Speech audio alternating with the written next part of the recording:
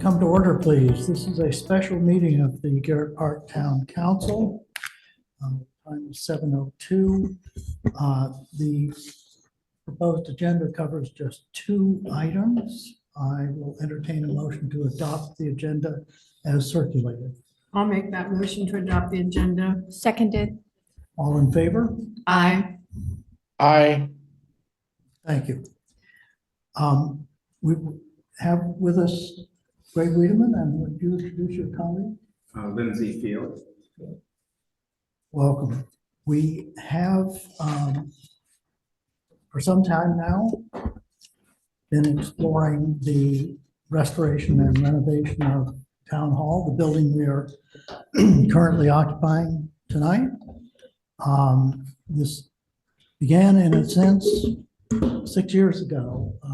Councilmember Paskowski prepared a comprehensive and really quite good summary of the history of this building, not just the sort of 19th century history, but the history of its use.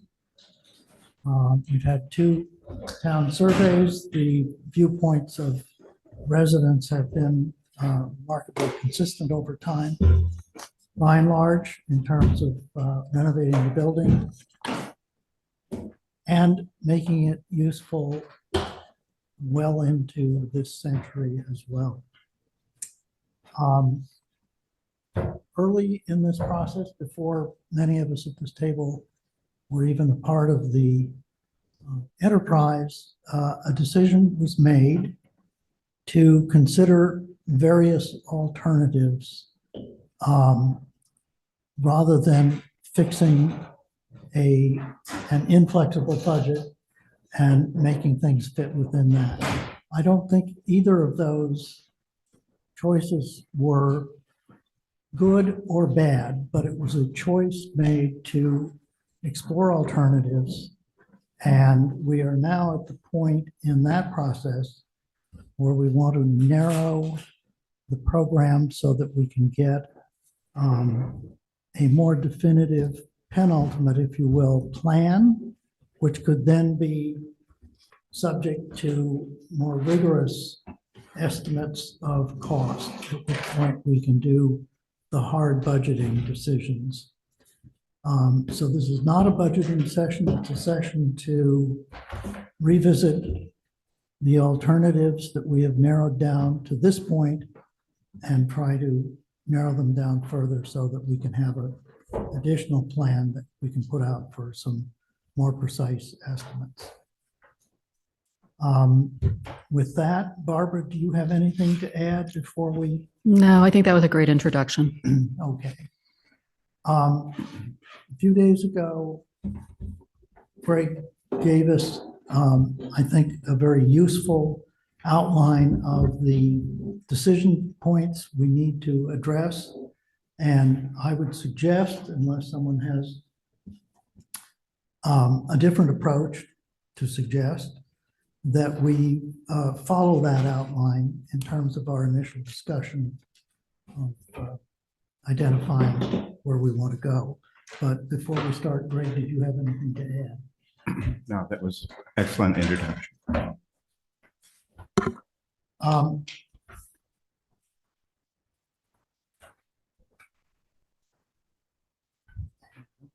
What I have to do is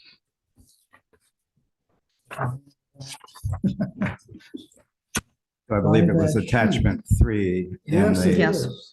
in the handout. Mhm. Right. And I'm afraid I left it on the dinner table. That's Okay. embarrassing. Yes, because I have it online. Is it in Do we have an for? extra? Yes. Thank you. There you go. Thank you. It doesn't have spaghetti sauce.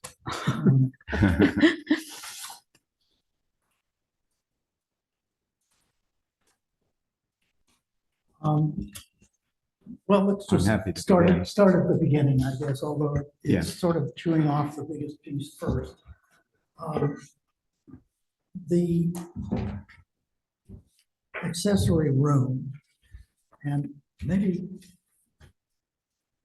what, yes, just try to. Maybe we can go back to the accessory room, but first, I think it might be helpful to just remind people of the things that have been sort of consistently discussed as scope of the work, which I identified at the beginning of my email.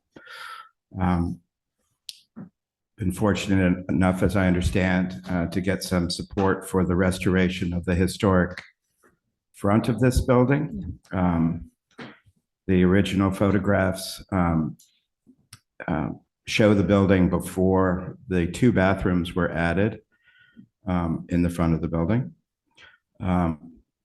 Removal of those 2 bathrooms, which currently are not in compliance with code, would require the replacement of them. So we would need 2 new bathrooms.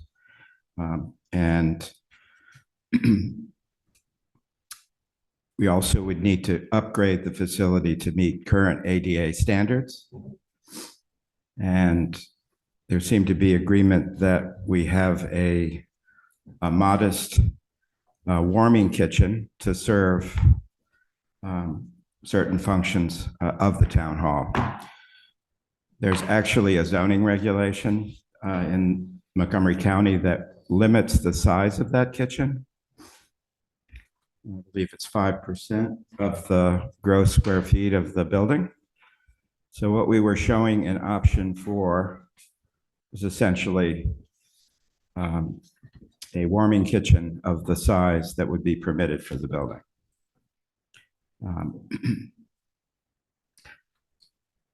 So the front of this building is approximately the sort of historic part, which is the room that we're presently in, the entry, the stage, and the parlor to my left represent about 1,300 square feet.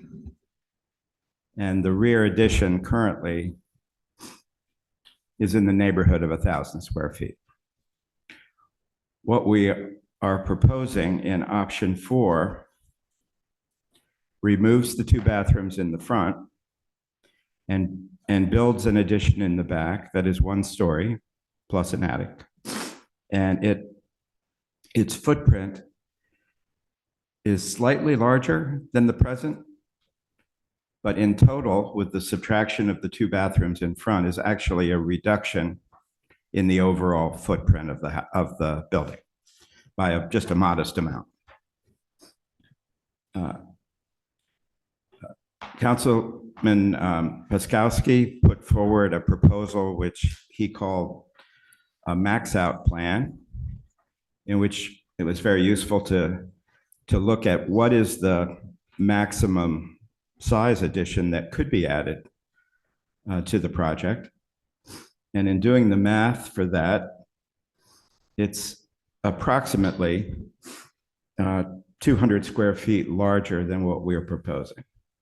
So we could make the addition slightly larger and not face the what are called infill development standards of the county.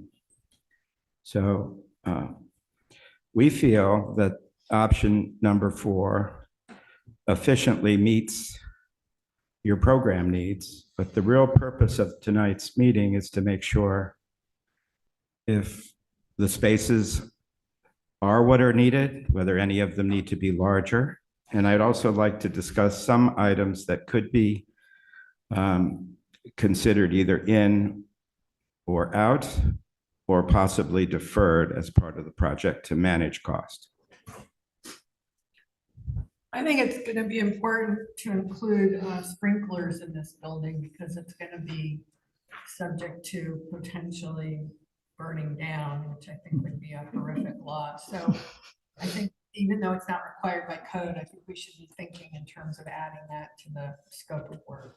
Okay, I concur that, you know, with an investment in an important building like this, even though it's not required by code because of it being 1 story and the population, it certainly protects the wood structure and also probably helps you from an insurance point of view as well. From a historic loss point of view. Absolutely. yes. It's an important building in the town. Right. Um,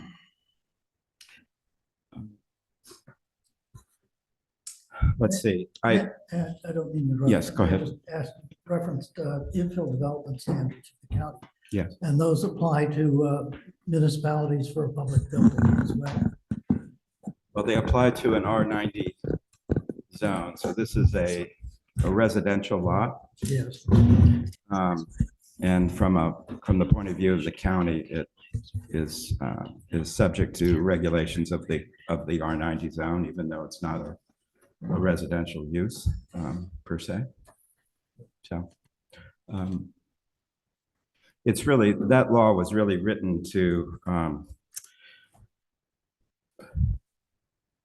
discourage McMansionization of small lots or taking a really small building and adding a great deal of space to an existing building.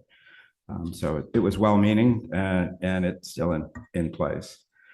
As everyone knows, Garrett Park has its own overlay to the county. And actually Garrett Park has a stricter lot coverage requirement, a requirement that this present building exceeds. 18% of the lot is permitted to be covered. This building currently occupies about 23% or 24% in that range.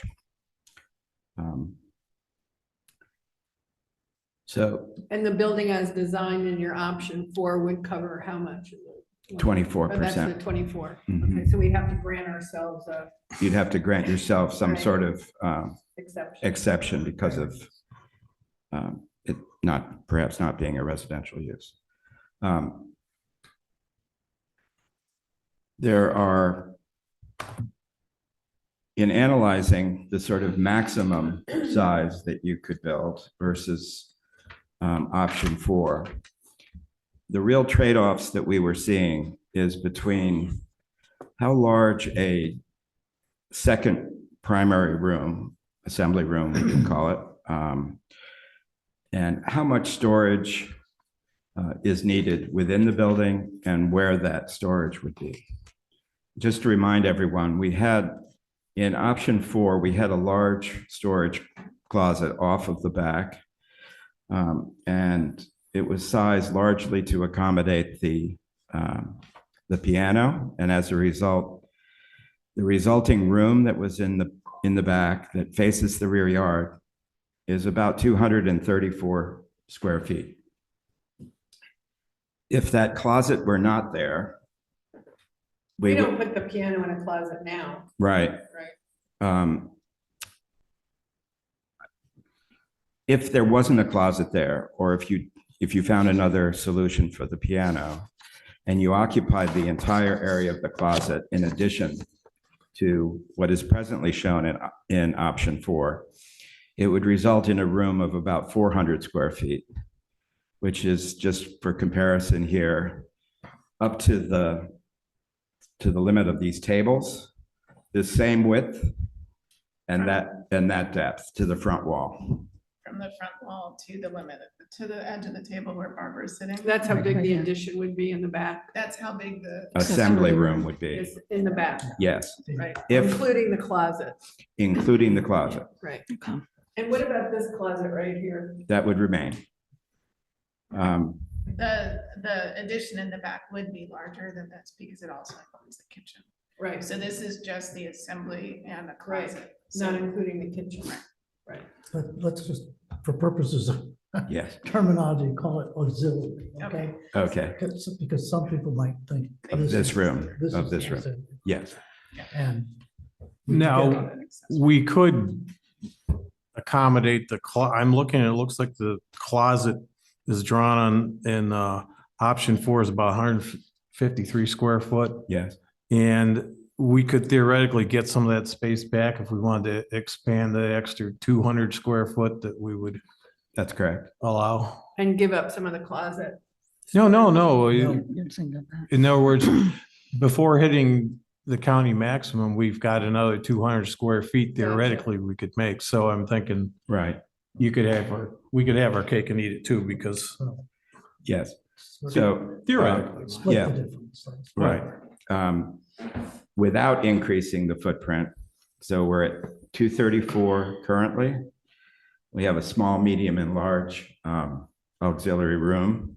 If we made it a smaller closet without piano storage, and in my opinion, I would put the piano on the stage behind me. Right. And, And but if there was a production, we could roll it off into the parlor, yes, right? You can't. How are you gonna get it off the stage? Not unless it's a very, very wide Isn't there ramp. gonna be a ramp? No, No. or if there is, it's a pedestrian ramp. Not a piano side. or, Well. so it's a go- thought, yeah. or having it where it presently is. Of course, that limits the use of that room. Right. Right. And so that's something that the town needs to weigh Right. and decide how important it is. But it does have an impact on, of course, the remaining square footage Right. in the addition. Now, in theory, we could also, it looks like it's 9 foot wide. You could make it 8 foot wide, maybe 7. I don't know how deep That's that right. piano is. That's right. So we have Okay. a sort of small, medium, and large. The present is 234, something more like 300 square feet would be a smaller. The room in the back. Yes, the auxiliary room in the back. And by making no closet, it would be around 400 square feet. So, and as you correctly mentioned, we could also expand. We could keep the closet as currently designed. And of course, you don't need to move the piano to wherever you want to put it, which may or may not be an issue. But you could expand the room to the rear, toward the rear yard, and keep the closet as it is. So one really begins, I think, with what are we trying to accommodate in terms of use? How do you see that room functioning? And related to that is whether it is ancillary to the function of this main room, or whether it is an opportunity to have two simultaneous events happening here. Option 4 deliberately created a second accessible entrance to the rear addition to allow a separation of the two, so that you could have people arriving to a small event while something was happening in the front of the building. And the noise would be able to be managed. Yeah, in right. 2 spaces. Yeah. So I don't know how important that is. But if it is I don't know, where children are when there's an adult activity Right. here, maybe, that's one type of use. And I think by visualizing the 400 square foot room, you can sort of imagine what kinds of functions could occur there. So it was never totally clear to us as to what uses needed to be accommodated in that room. And that's why I was suggesting that be the basis of your consideration. Or with the renovation of the Penn Place, with Mhm. offices there, and the demand increase of this if it gets renovated, Mhm. do you think having 2 simultaneous spaces for 2 simultaneous unrelated events would be an alternative that we should pursue? Because I don't think for now, that doesn't strike me as like the #1 priority. Yeah, and just as a reminder, the ability to hold 2 separate events was something that the then mayor and council mandated in the RFP under which we hired Wiedemann. So that was something that the town itself defined. I Right. think what we've seen with the renovation of the office is some of the committees have chosen to move over to Penn Place as Right. opposed to meeting here, because Right. they obviously aren't having to do setup. Right. Um, It's a nice space. it's a very nice space. I mean, I don't know to the extent, and Kayla, you may need to come up here a minute because you deal with rentals more than I do, but during the week, I don't think we typically have demands for more than one group. Usually the weeknights are kind of relatively limited. Part of that is because we have classes, 2 nights a week. So that takes a couple dates out. Weekends, Kayla, I'm going to kind of turn around. Do you feel like there's usually that much competition, and based on what people are trying to rent for, would 2 separate spaces really be in demand? Based on what Jeanette and I are seeing for reservations, I don't think there would be sufficient demand for 2 reservations at the same time. We have had weekends where there are kind of a morning and an afternoon shift where people cycle in and out, but that is uncommon. I can only think of one weekend in the past 2 months where we had multiple reservations looking for the same day. And neither Jeanette nor I needed to do any intervention with the timing because they both came in with very distinct. One wanted the morning for kind of a children's birthday party. The other wanted the afternoon and evening for an early kind of friends and family Christmas gathering. So I'm not seeing anything that would support 2 at once. I don't think our original intent was really that we would have 2 festive, I'm going to use the term festive, just to distinguish from, say, a quiet meeting Right. versus a festive event. I don't think we had really envisioned multiple festive events at one time in the building. I think we were envisioning you might have one big festive event where you might have the back room being available for a Mhm. ancillary children's event while the adults gather in the larger front room. That was my understanding. Yeah, I think we Yeah. had talked about maybe multiple small, quieter committee meetings, but as you say, a lot of that demand can Has be met by shifted. Penn Place, or potentially a committee meeting in the back while there's an exercise class going on in the front, potentially. If we have 2 events going on, they still have to share the bathrooms. So Correct. you really can't have a fully separate event in the back regardless. Yeah, That's true. I guess I just wanted to be clear that Yes. Wiedemann didn't make that, Right. did not make that Right, it was- decision. It was in response to what the town said it wanted to explore as an alternative. Right. And I think the Um, primary goal there really was to have a space where the kids could be entertained or have games or something outside of a dinner event in the front for Yeah, adults. that wasn't sort of what was the discussion. I think it was just very generic, but I think what we've seen is both Arboretum and Parks and Open Spaces have shifted over to Penn Place. Historic Preservation, they do some of their meetings virtual. So we haven't seen them completely shift, but the other 2 primary meeting town committees have shifted over to the office. Archives is also, they always sort of met at Penn Place and are continuing to do so. To that I mean, end, I one- would say that I don't think a second accessible entrance is necessary because I don't Yeah. think we're envisioning the public needing 2 separate entrances. Okay. But I That's thought it. that the entrance for the kitchen made sense. Yes, So yes. that food There would be an comes in and entrance out. there. Right, It's just right. that you wouldn't have to repeat the ramps and Right. Right. so there'd be savings there. I um, like that idea. And I have heard from a number of residents, especially those with younger children, who definitely would like to have an adequate space for children to be while the adults are holding an event here. So they So, don't have to hire a babysitter, right.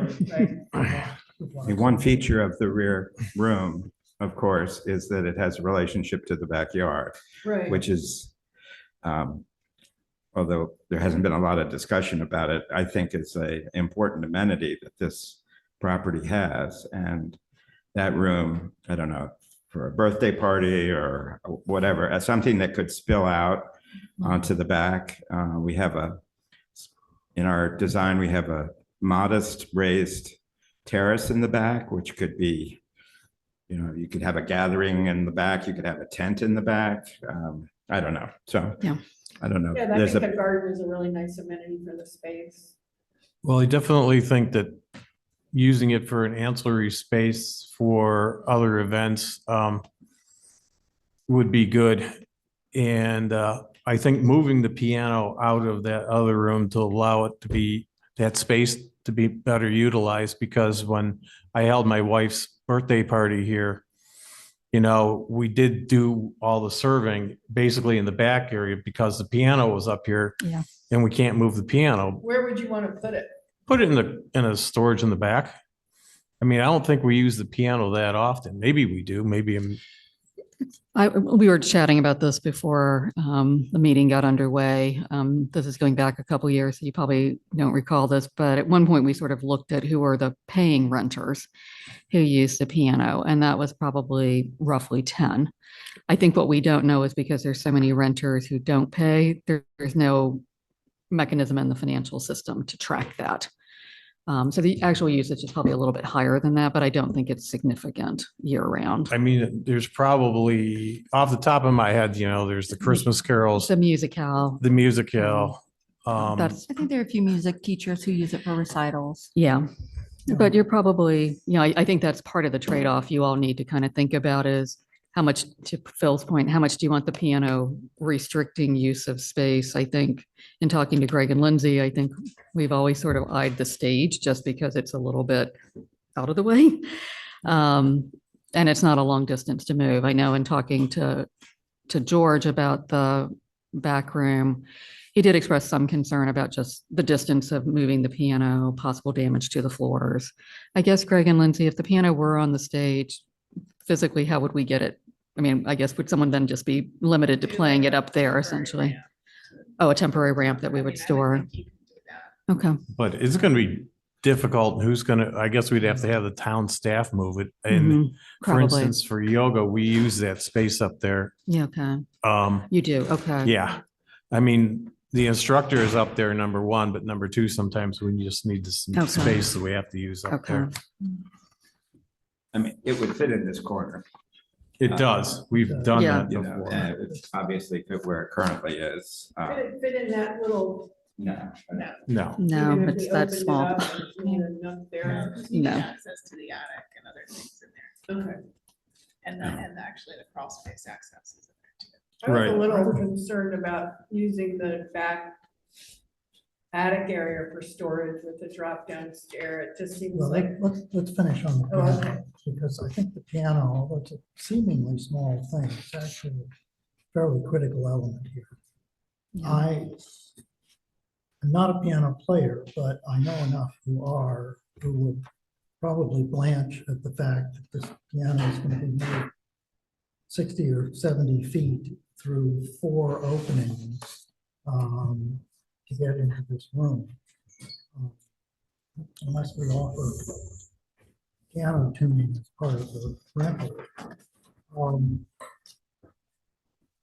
To Phil's point, however, what other than restricting the use of this room, parlor, piano room, do we lose by leaving the piano in approximately its current space? We gain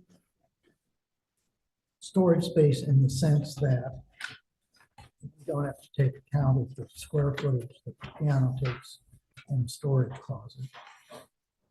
If I may, we just got a comment in the chat just reminding us that memorial services and weddings often use the piano. do they move it in here then? for Yes. that? Yeah. The piano, I think the piano, this is anecdotal based on my own experience. I've been here for at least 10 events this year where it's been used. And they push it from in there to in here. Yes.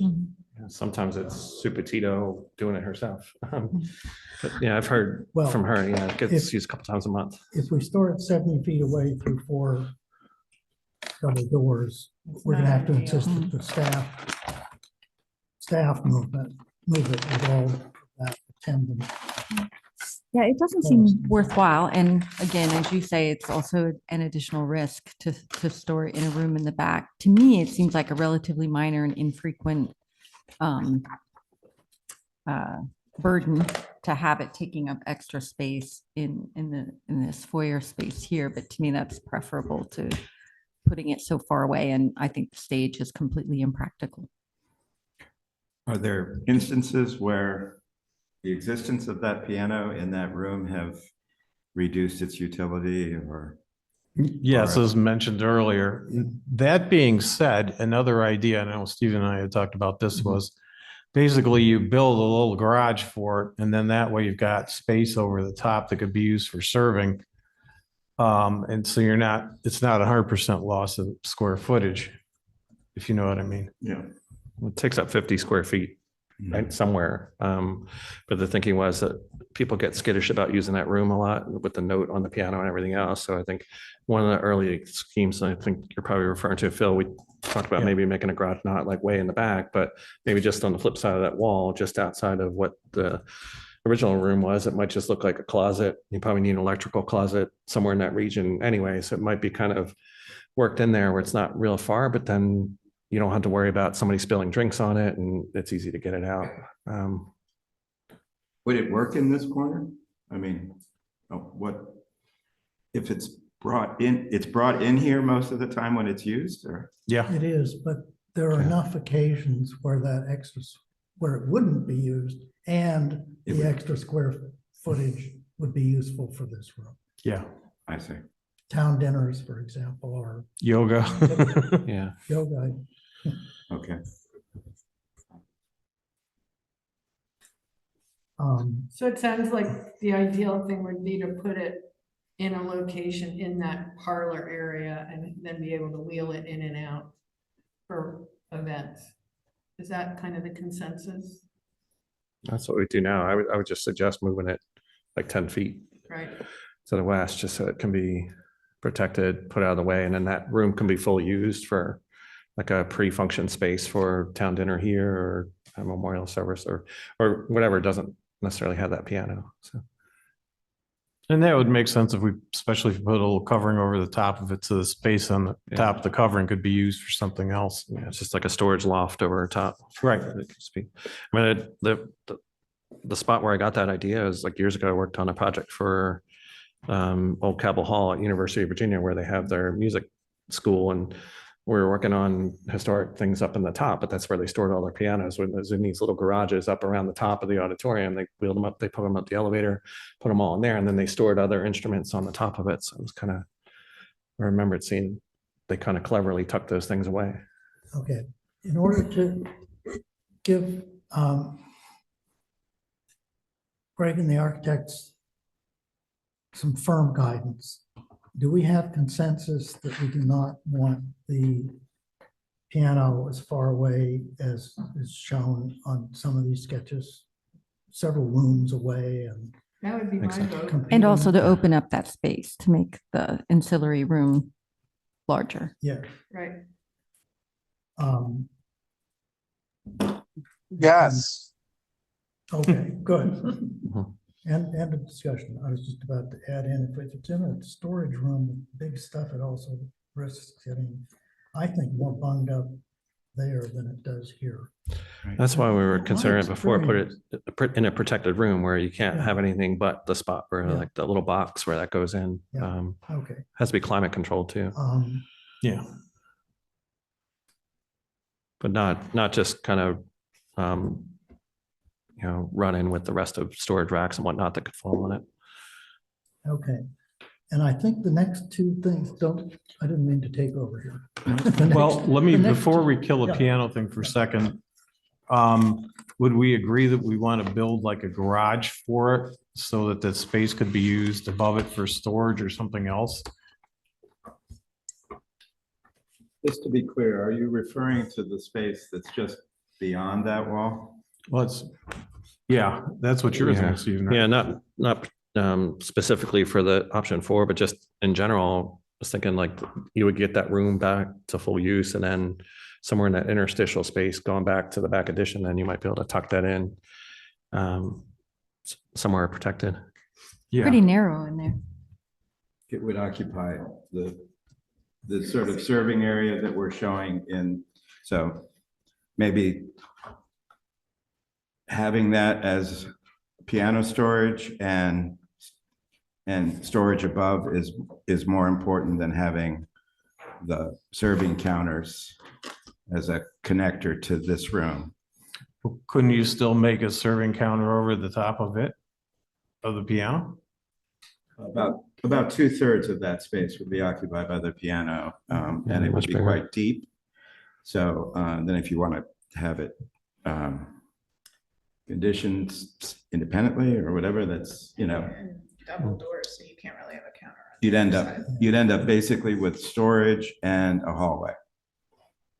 And apologies for coming in late at the 10-2 back-to-back retirement parties, but what ground did I perhaps miss? Like, do we talk about lot coverage and whether or not to stick within the confines, or is that still to come? All right.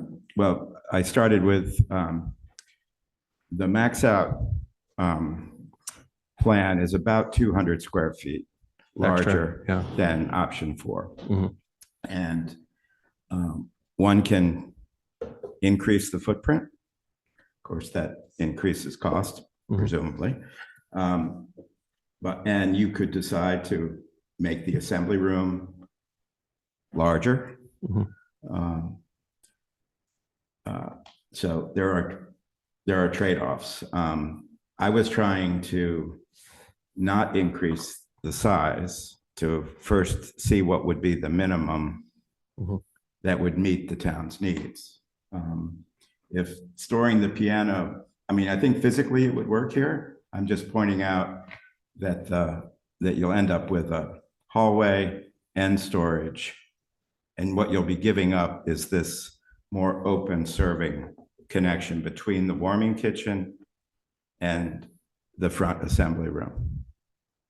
Which, I mean, that may be important to you. I'm just telling you that that's, as I see it, the That's the trade-off. trade-off, right? Mhm. Yeah. But if we left it where it was, we could put a garage, or we could put it into some type of garage around it, so then that way people would be, people could still use that space for serving, or they, at the very least, the piano would be better protected. If you moved it past the wall or leaving it where it is? Leave it where it is, Yeah. but just put a garage around the thing. I frankly don't think there's room in that narrower Yeah. hallway. I think it would be useful to look at the piano back behind that wall if something, a variation of option 4 comes on the table. I think, yeah, I would agree for option 4. It makes it pretty tight. But I think we asked specifically for you guys to look at like within the existing footprint now, but I just wonder what are the pros and cons of taking off that request and going up to what the max is. I think you had mentioned there's some requirements that would come from infill development, but I'm not sure. Did you already cover that? And then Yeah. I need to catch up. Or What I was saying is there's about 200, the present option 4 is approximately 200 square feet smaller Hmm. than the maximum addition that you could build. So what we were trying to do is to build the least that served your needs. So the Mhm. question is, I mean, maybe the answer to that question is you need more room for piano storage. to be frank, I think the minimum needs probably if everybody was asked would be like 4,000 square feet. And that's kind of our conundrum is that we can't even Right. get realistically to meet everyone's wishes. So Well, one of the things that I believe was mentioned before you arrived was storing the piano toward the back is cumbersome yeah, in terms of bringing it, yeah, since it's primarily located here when it's being used. it makes it an So- ordeal. Yeah. So if the stage doesn't work, this room is a possibility. We just spoke about what would be directly behind it. It physically would work, but I Mhm. think it's a sacrifice of the serving area. You can always get an upright. There's a whole history behind that I heard. I know. Yes, no, there are No. No, I'm sorry to bring that non-pragmatic up. elements attached to the piano. Yes. Let me ask a question, however, with respect, I'm looking at A1.1. Yes. The wall in the connecting area is set in from the plane of the parlor or piano room. Yeah. Is that a requirement of either the Historic Preservation Commission? Since strictly speaking, that room was a 20s edition, not the 1898 Right. chapel. Or what influences that? Right. It had to do with the general massing of the addition to make it sympathetic with the original building, to set it back a slight amount, so that there's a clear separation between the historic part and the addition. The historic review boards typically like the sort of a distinction of not extending the actual line of the historic building. So that becomes kind of a hyphen between the historic portion and the new portion. So it's largely aesthetic. I think perhaps it's difficult to design by committee. Yes. What can be determined is what is needed. And in other words, defining the program. If you tell us that you need a place for this piano that is no further than in here, we'll do what we can to find a solution to that. Yeah, I plead guilty for asking if we No, I understand. get 6 inches by changing the wall. Yeah, it's Um, tempting.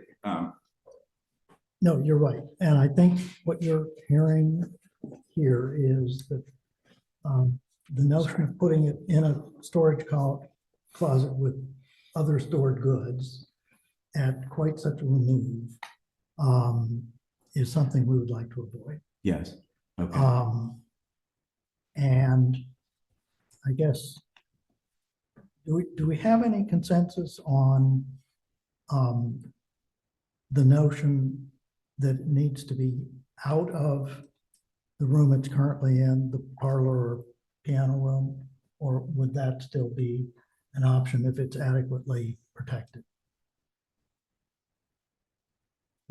Early on, I just had that assumption that we could clear out that room to make it much more No, I usable, understand. but it's by no means a must. I guess if it stayed there, we had to deal with the constraints that it currently has. It really makes that whole corner of the room limited in use, has to be protected, has to be covered up. But I imagine I would guess it would be covered up just like it is. Well, that's why I was suggesting that we put a covering over, build a garage, then Okay. that way you're not totally losing the space Mhm. because you could still Yeah. put serving stuff on there. Yeah, build it in. If I may say, in that room, all the windows are low. The Mhm. piano's taller than the windows, so if you build Yeah. a garage, then it will be taller. Hmm. And there are also 3 or 4 openings into the room, doorways. So you really only have a few spaces where you might put the piano. So it's a little tricky in there if you're gonna try to Yeah. box it in. There's no real corner. Yeah. Well, so we would have I'm just looking here. We would have a side entrance to the stage would be new. Is that what we're? Yeah.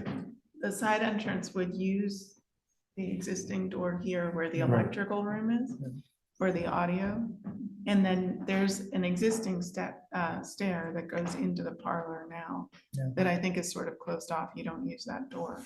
Right. But it's sort of reopening that as your transition point instead of moving into the rear. That's how you got the spot. That's how we got to, yeah, okay. That's how she got the bathroom spot. So it's the rear stage on the plan. Mhm. Yeah.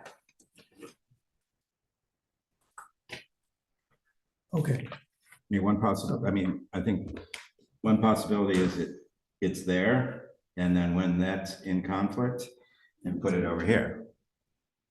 I mean, that would be the logical thing in my mind, but because those are the Yeah. two places it seems to reside when it's being used Mhm. and when it's being stored in the current in the configuration. current yes. configuration. Yeah. I guess And the then trick. if it needs to be forward, rather than too far back.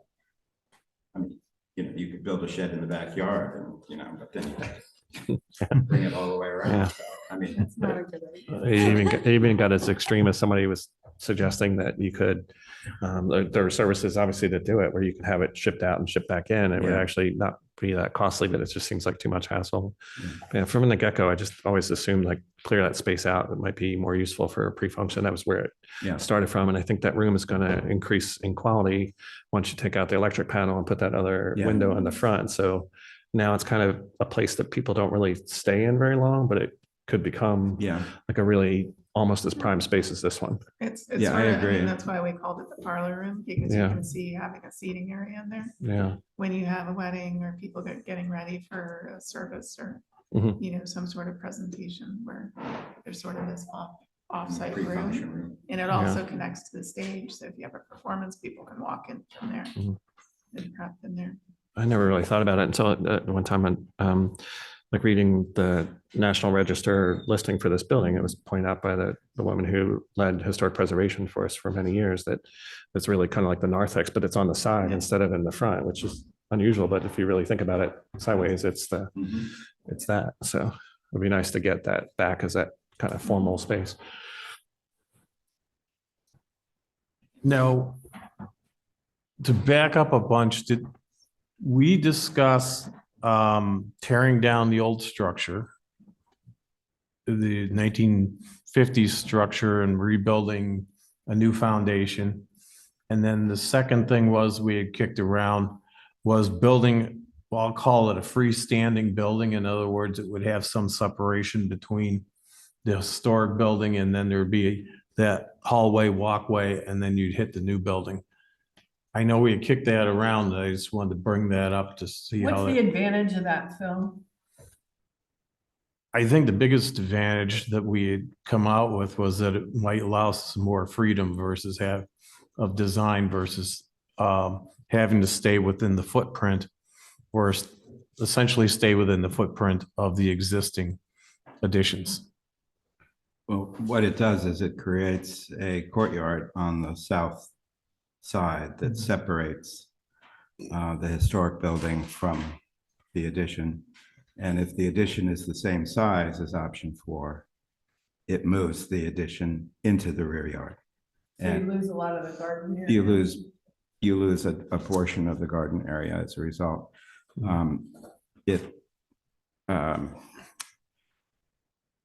Might be back as far as like say that where the patio is now, maybe the building might go back to there, but then one of the potential upsides if it did that way, and I was thinking of it a little bit with the theory that the more simpler you can make the construction, like a simple rectangular foundation is cheaper than one that's 3-sided and has to be kind of underpinned into this foundation and kind of tied into 1890 structure, that it might be some efficiencies on cost there, but then there could also be some extra benefit of it because I can't imagine that this was built as a chapel in the 1890s with a blank wall behind the altar. So I'm guessing that windows were covered up in there. I don't know if you had the same guess or what the percentage of that might be, but then thinking like what would be the benefit for this space for that if those could be opened up. Well, when you first proposed it, I was intrigued for Mhm. a lot of reasons, including the ones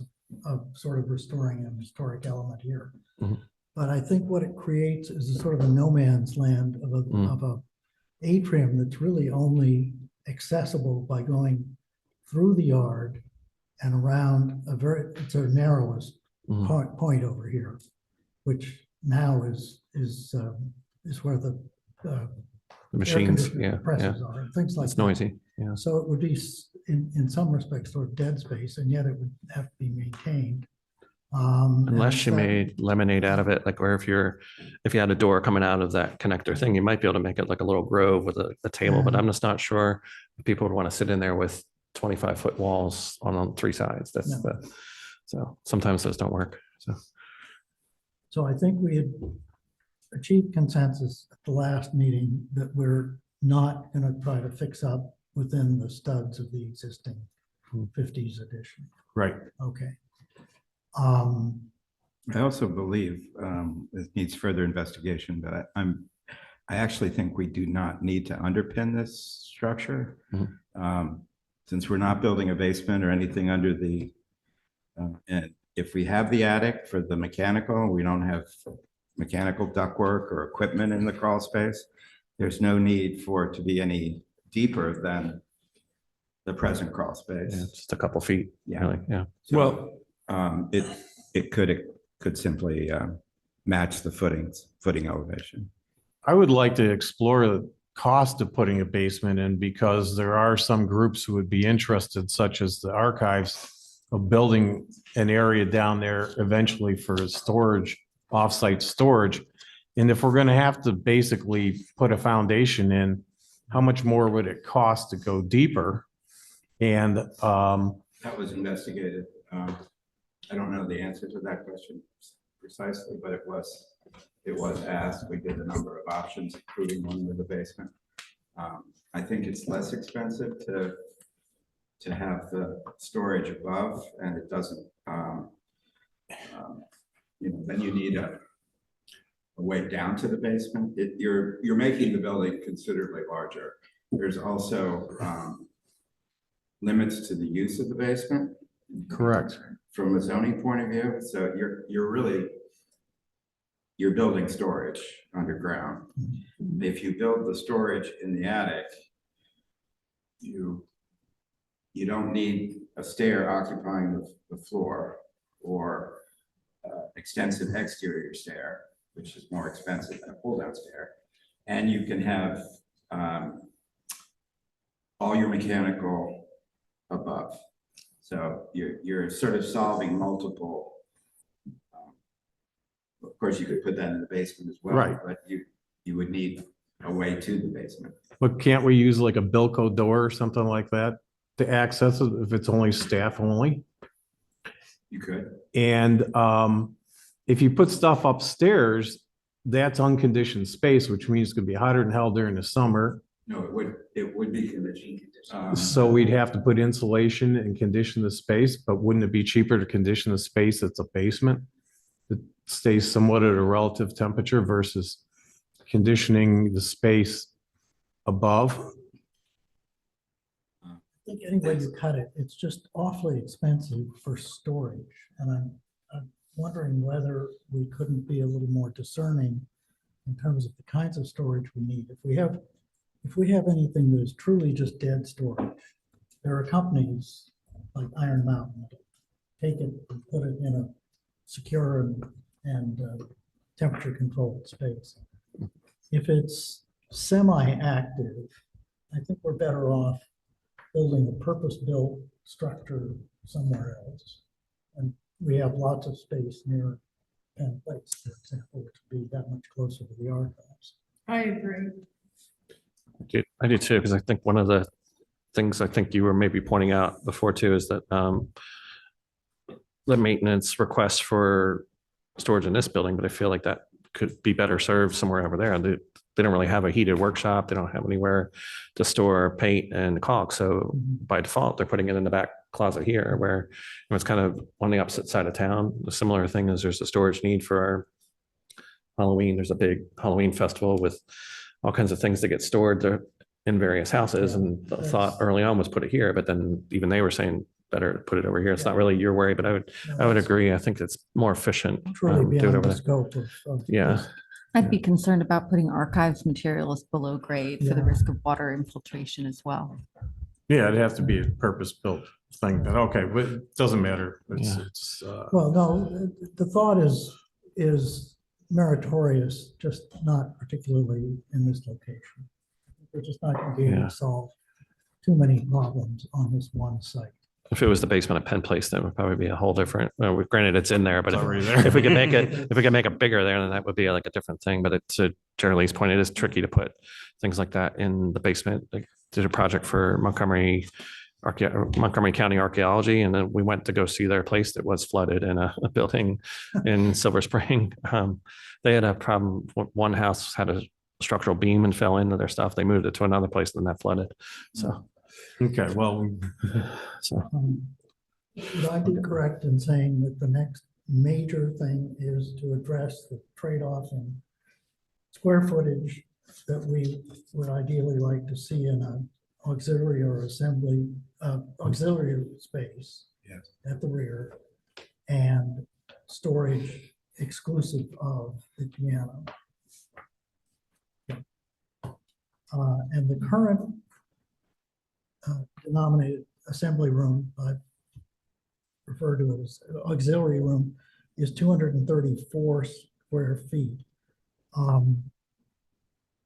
And the proposal that was advanced in the max out was 400. I'm a little concerned that 234 is sort of neither betwixt nor between. It's a little less than would be optimum. If that storage space currently shown in A1.1 did not have to also accommodate piano, it appears that it might be sufficient for most of our storage needs, especially if we could accommodate the maintenance staff's need for climate-controlled storage of materials at another location. In other words, they store materials here that are not necessary to the maintenance and upkeep of this particular structure, simply because they have no other place. There's nothing with heat, yeah, Yeah. unless they put them in Barb's office. Well, Well, we can also include, I mean, can we just also expand the footprint? I mean, we were talking about the 200 square foot.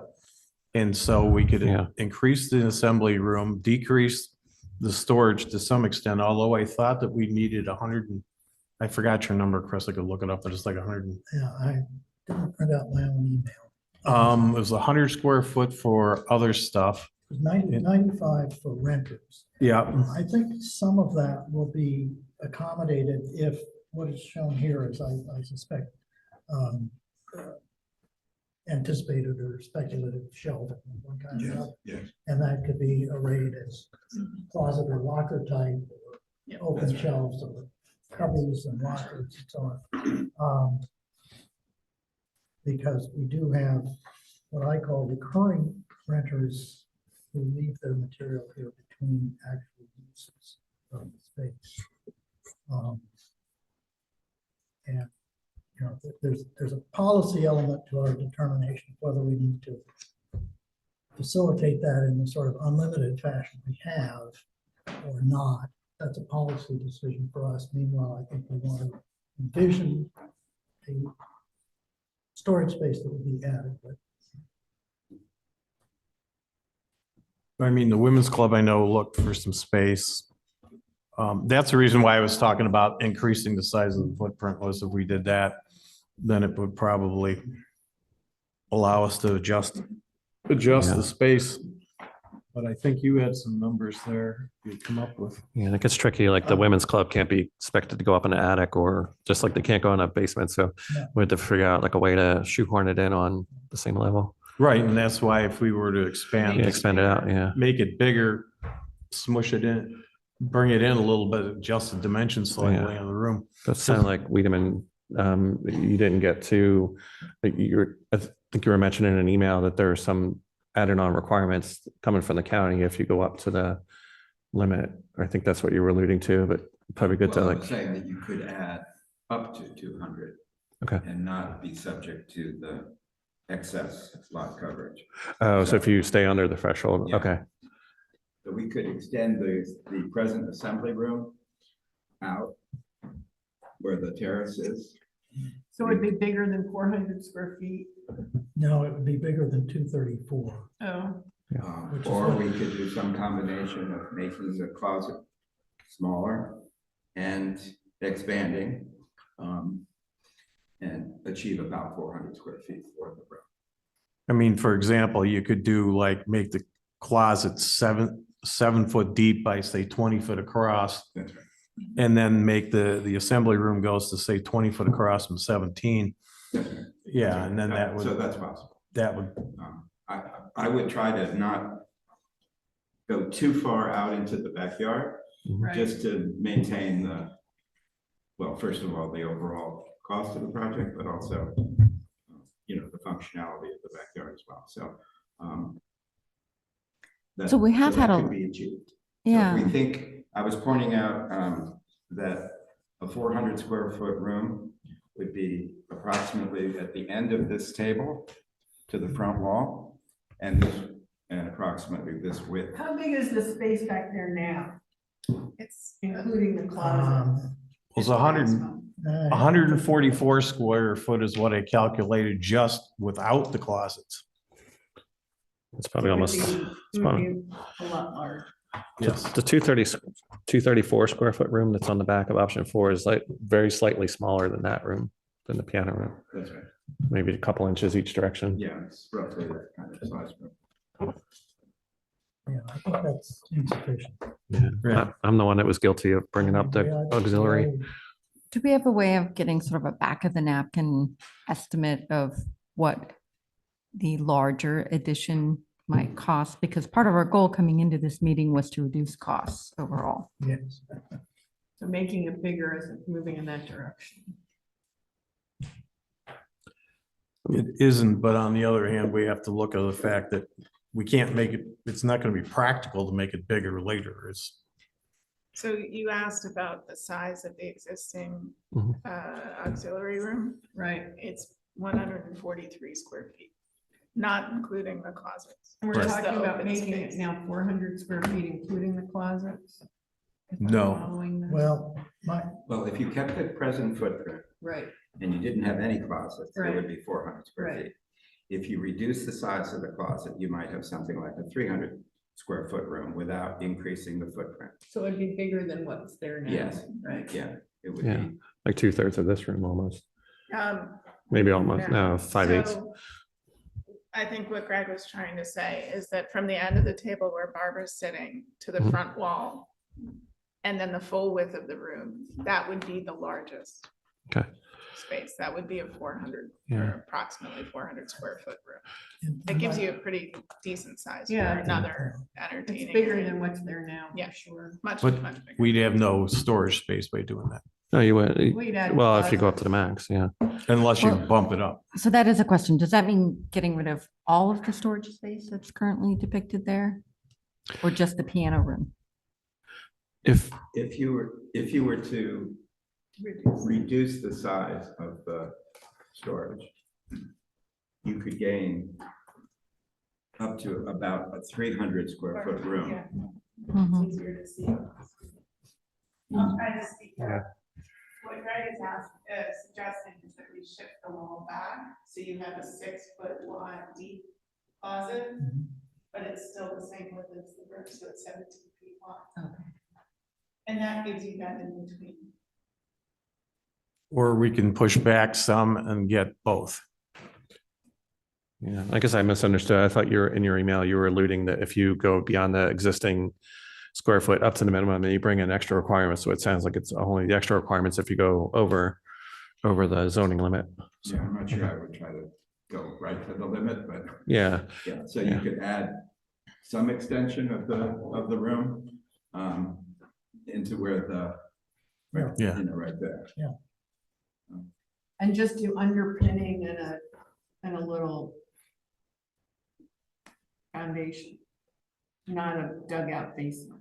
Well, you're Yeah, replacing we- the foundation. You're moving, Right. I mean, it might be you add 100 square feet, it's $80,000. The Well- kitchen would stay the same size. yeah. Yeah, You could help Right, to, the kitchen's Yeah, Like fixed. you could have kitchen's fine. storage closets outside. the kitchen. you could help on marginal cost on something like that too. It's like a lot of the big costs is just having the room, but then making it a little bit bigger is cost less than adding a new whole thing. So, So the assembly room that you're showing here is 17 by 13. Is that what we're Yes. talking about? So there's a couple of options here. We look at the.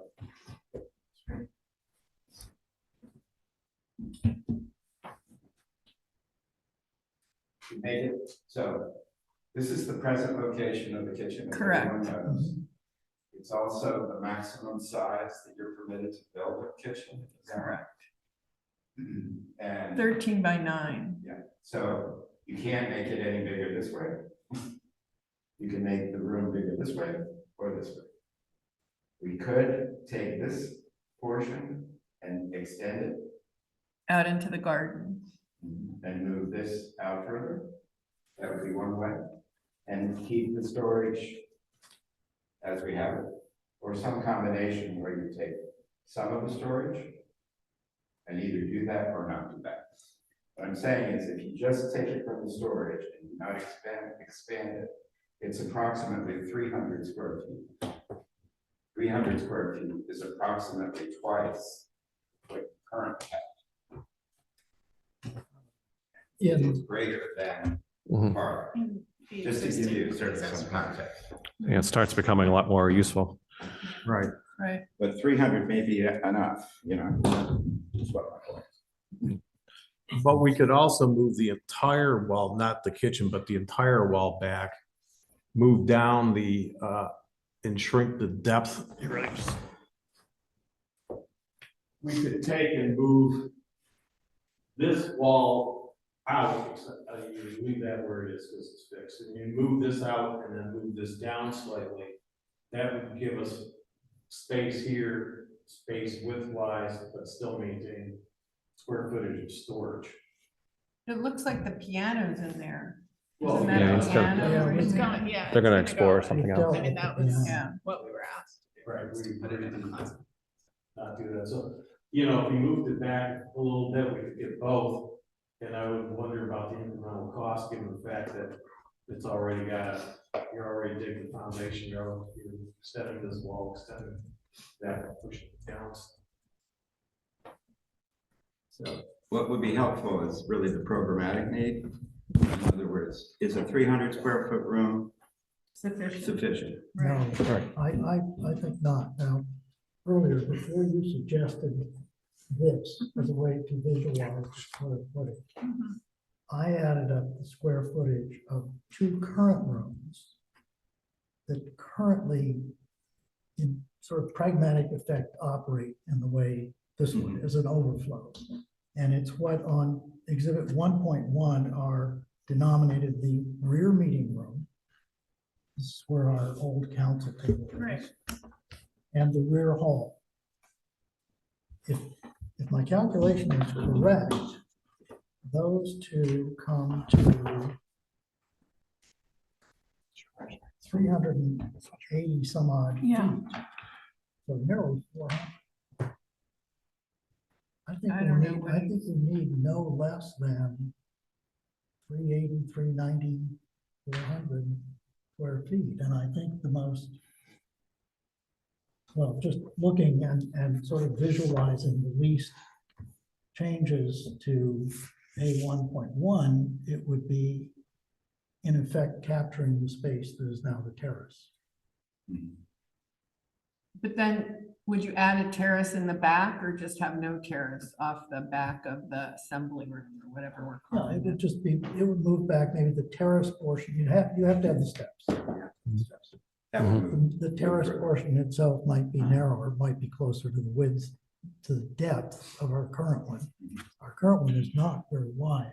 No, it's In any not. case, we have a wider terrace shown on any of these plans.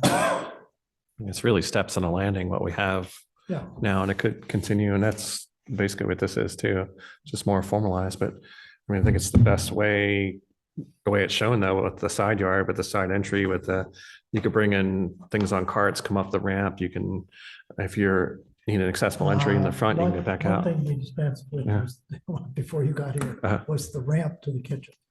Uh, So let me But- ask you. but it's this. also- it's the ramp down for a wheelchair. A mobility impaired visitor, and I'm now looking at exhibit 1.1A, which shows the places where those need to be adjusted. It's on the existing sheets. it's on the existing. A1, It's where you.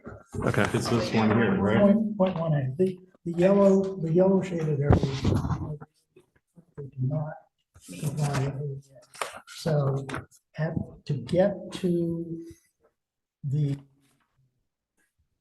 rear hall, we eliminate that side ramp. A patron would need to come in the front and go the entire length of the building. We determined earlier we don't need the side ramp for access to the kitchen. Query whether a ramp of some sort, probably a curving one, couldn't be accommodated on the south side of the terrace. That's an unused area. So long as the maintenance people could still have access to the south side where the compressors are and so on, I think you could have a ramp there. Sure, I can help with this. Right first. The phone is going to solve it all. Yes. It says it AI can has help. the answer for all. Yes. And what's the There's a need for that 7-foot ramp? setback from What's the need? sidewalk line. Sorry. There's a 7 with the red line that Yep. you're seeing here is the setback, The red dotted line. dotted line. is the Yeah, 7 it goes through something, it looks like. Yeah, It goes through this room. It goes through this room. Yeah, Yeah, Yeah. Kayla is non-compliant. She's in a non-compliant portion. Well, that applies to paved paths. Elevated structure. So that ramp, because it's. But again, Okay. what's the need for the second ramp? I'm just saying, there may be none, but if we wanted to accommodate people who wanted access to the back room, whatever we call it. that's what we- I mean, if they came in the front, they'd have to travel through the building to get to the Correct. restroom, for example. Yeah. I don't think that's a hardship Okay. because Yeah. if everything's level inside. My assumption though, if going back to A1.1 though, is that's a friendlier way, that say there's a function out in the backyard and somebody that's attending that's inside the assembly room, maybe has mobility needs, rather than sending them all the way back out to the sidewalk and then all the way back in, then it's nice that you can go out the side and go right down the back, but then it has the side benefit. If you have food carts and that kind of thing, you can bring them up this way. As is, like you're kind of at the assembly room, there's no accessibility out there. Given the setbacks that are used for reconsideration of the ramp on the north side. Yeah, it can, but the ramp can work like this, or it was up on the screen. It can work like that, I guess, because it's not up high as a building. Well, you have room there. Okay, a little bit of room. yeah. It's straight at the edge. Yeah. I guess just out of habit, I'm always just used to looking at a building that way, like how you can bring like groups together with accessible routes. Back to our marching orders for the fundamental question, we would like, I'm stating my own preference in the hopes that it's shared by others.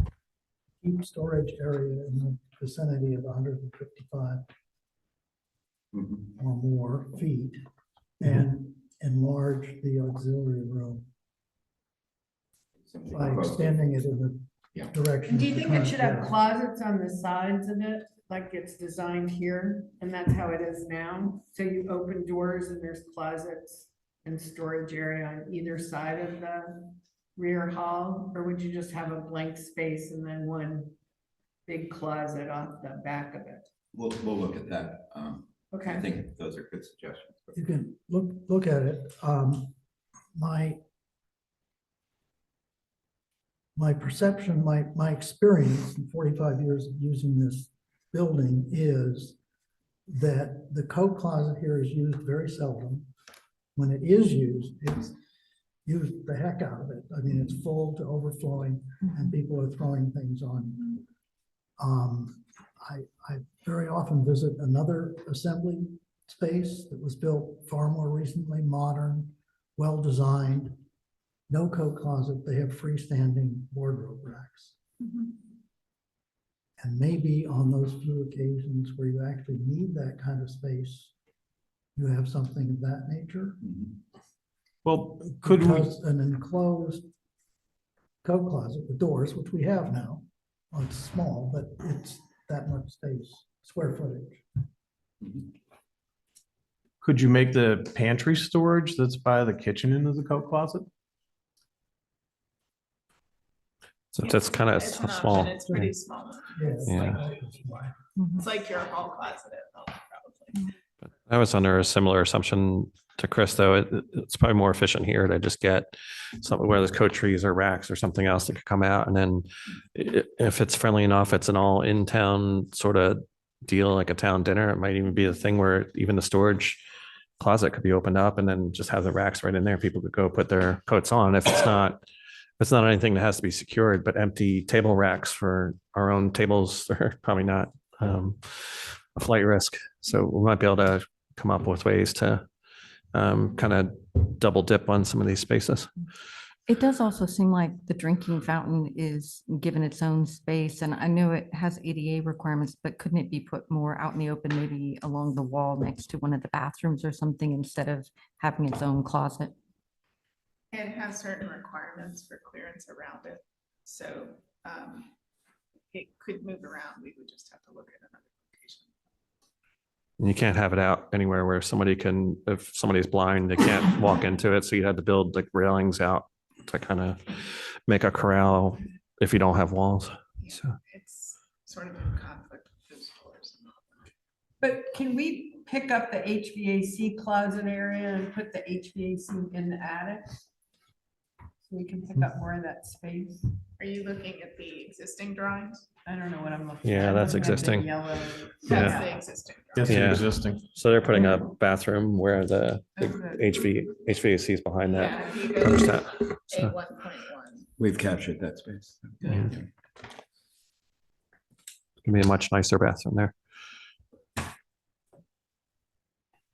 In item number 7, I don't know if you want to jump forward, but I had made a list of some things that occurred to me to help reduce cost. Yeah. One was, I think something we talked about briefly at the beginning of this meeting, which is the automatic sprinkler system. It's not required of a building this size, but I think the consensus was that it would be prudent to have it protected, but that's something that the council could decide. I think we have unanimity on that one issue. I believe we Keeping, do. yeah. Hey, I believe we Yeah. do. Take it all you can. We don't have any problem really foreseeable getting people out of the building, but then it's just really No, protecting the I asset. just So think in Well, this in day his and age, store too, right? Yeah, So yeah. Option 4 has a sloped roof facing south that could be used for future solar panels to be added. It wouldn't have to be put in immediately, but they could serve as a solution for emergency generation, perhaps, with battery storage. But we could do that later. You could do that later. So quick question on that. I know technology has changed, but is there any need to put additional structure in the roof to accommodate the solar panels? No. I don't think so. it's pretty light now. And Yeah. I'm looking now at, Greg and Lindsay, correct though that the conceptual design cost estimate of roughly 3.1 million did not include solar panels, correct? correct. So It just did wanted to not. make clear Or a about that. sprinkler, No, Is there no, is it there an didn't. increase in cost, or would there be a reduction if we did a different type of roof that wouldn't accommodate solar panels? I'm not sure I fully understand what trade-off we're discussing there, I like a guess. flat roof instead of a. No, the solar panels are not particularly heavy. So you're not, in terms of the roof covering, we've picked the least expensive option, which is essentially to match what you have here. Just a fiberglass roof. Hello. I'm sorry, my hand raised doesn't seem to work, but I just want to comment strongly in favor of the solar panels as a long-term energy savings. Yes. Yep. Um, But I think Jerry Lee, you were asking more in terms of the roof shape. Right, I was just trying to understand if there was an option being proposed to the roof slope, or whether, The present design has a angled roof facing south, which is the optimum orientation. Which would allow solar for the option of adding solar panels. in the future. But you're not necessarily suggesting any option to that would save us money or No, something. no. Okay. You're talking about, And it's, I guess it's a misnomer to Here. call that a savings because it's not in the current estimate. Yeah, so solar panels. Solar panels are not in the current estimate. And that's already the slope that's in the current estimate. That's right. Okay. Yes. I'm just saying that it affords that possibility in the future. Emergency generators could be also something that can be added later. I don't Yeah. know if that was in the estimate or not. So I thought we had put that in as a required part of the program. We did We earlier. definitely asked We for had it. it. Yeah, we We definitely asked gave for it. you cost was for an that, option. but as they were working on option 4, and this was noted previously, excuse me, all those extras were sort of stripped out except for preserving the right for future right. additions. That's right. The extent of paving that's in option 4 could be reduced. There could be, I personally think that the estimator may have assumed that everything in the front is new construction. In terms, I mean, it's possible that that walk could be continued. The ramp does not comply, that would have to be redone. It's possible to build less on the side, et cetera. So those are things that are within the realm of possibility there. Hey, quick question before we get up too Mhm. far away. Emergency generator, and that I'll go with a janitor. Is that where you put the electric panels in the janitor closet then, you think? Or where will the reason I ask is because we might want to include, depending on where we're putting the electric panels, a conduit or something. So that if we decide to put one in one day, hopefully we will. But anyway, That's a good idea. we No, we're- run a conduit in there. Yeah. The least expensive is to not relocate the electrical service. And to have it, so we are showing it on the north wall of the parlor. so with the electric box would just be exposed on this wall or I guess behind the door. Hopefully, covered. Okay. Yes, it wouldn't have to project out like that, we believe. So we'd have to look at it. Okay. But we're trying to keep it in that general vicinity. Otherwise, I think George pointed out that that's an expensive proposition to completely redo all the electrical. It's basically a new feed from the street you would have to do. Right? So they can't splice that. Yeah, I was gonna say it's sub panel. yeah, there'd be a sub panel for that. Yeah. But in any case, maybe just throw in somewhere. Well, I guess we could run it underneath if we had to run a conduit. Yeah. There's a space. I mean. Yeah. Still, it might be worth looking to see what it would cost to put a. No, it's always good to have a conduit for future. Right. It's a relatively small cost. I just wonder if it's worth like taking a look at the pros and cons of generator versus solar. It's getting more common to do that solar with the battery. I guess we'd have to figure out what would be a theoretical location for that battery. So I've heard it's like you can't really put it somewhere where it could catch fire, it becomes toxic, but so I don't know how we would address that. But then I wonder also if we get enough solar panels, if there's some flexibility with the roof, it might be possible to get enough with the limited power that this place really takes as an intermittent use. I wonder if you could kind of power up the whole building potentially from solar. And then is this here? That's where you're thinking about for solar? Or it's oddly, the county was saying they don't want solar on this, which kind of goes, there's kind of conflicting kind of goals of sustainability and preservation, but not surprising. But I wonder if this roof couldn't have a different shape to be, maybe instead of having the roof face out, maybe it's a new gable this way, because the south is actually that way. I think if we extend the assembly room, we'd be gaining some additional sloped roof facing south. Yeah. I mean, just any roof shape that works. Reorienting to a single gable south facing rather than transverse. Because neither of those are going to be seen by anyone. Yeah. Except the Historic Commission. Well, The Historic Commission looks for this dimension here of that room is repeated here. Mhm. So there's a sympathy in the massing, which is a criteria in the historic Yeah, review. no, And I think, so, but no one, literally no one sees it from this side, except your neighbors right here who are concerned about this sort of towering over there. understood. And on the other side, the neighbors have planted a row of screening trees. That way. Whereas Yeah. the,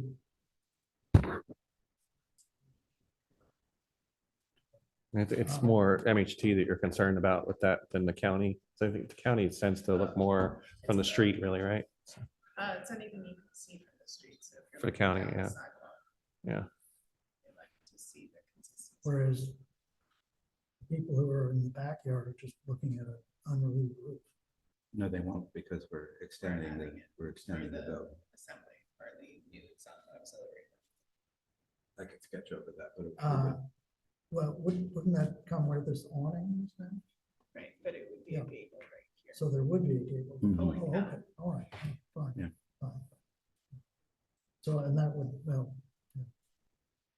That room would kind of become expressed in the backyard and Yeah. off of the facade, yeah. Mhm. It's good, And- that and could improve that solar is room. Also very beneficial on the west side, which is facing. I don't see it as being if you want to maintain the, if you want to maintain the HVAC, Mhm. I don't think you're gonna have enough capacity unless you put in a lot of batteries somewhere and a big ass inverter. It depends on what we do. Like if we do a heat pump, it might be doable. I I wonder. Well, we'll wait and see what we get. I mean, Yeah. but I'm thinking we'd have to look and see, how many square feet Yeah. you can get, and then you're gonna have to put in a battery to run it for some length of time, which is gonna be Yeah. another, And they're not cheap, the battery. Oh. I think for immediate purposes, this is a Mm. discussion we can defer.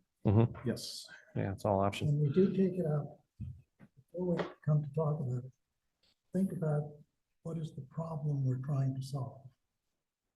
How many times have we lost power here during either our own events or rental events?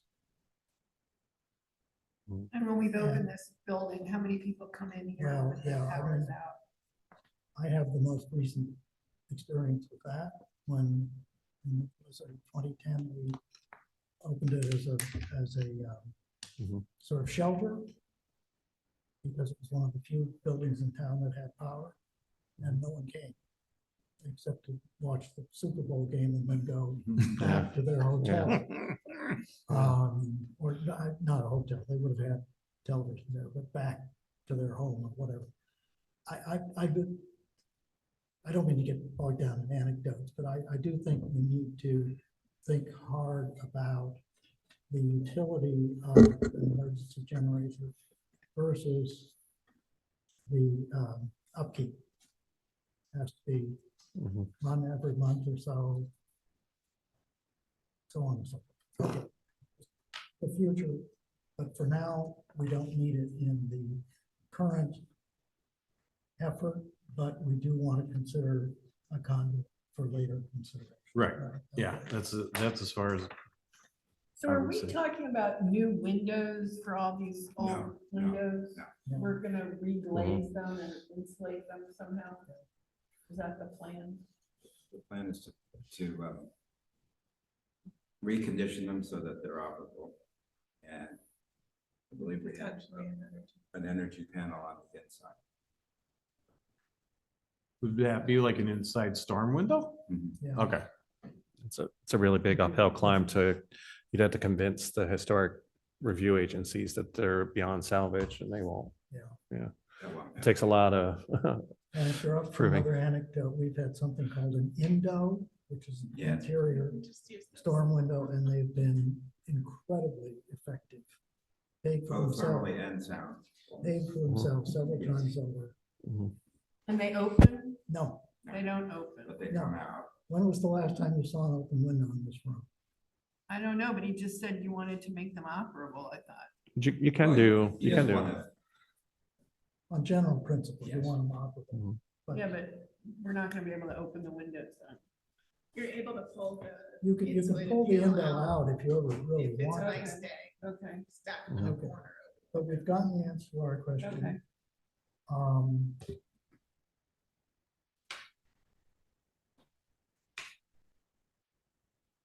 So item 6, if we extend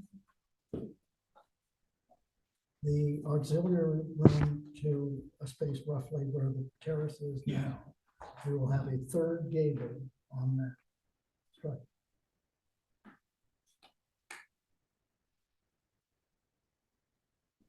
We can look at other solutions. Yeah. In theory, it'd just be a normal extension of the end of the roof, right? I mean, if the roof runs longitudinally, I mean, when you end it, you're gonna end up with a gable, right? Yeah, no, I'm thinking in terms of the existing, I don't,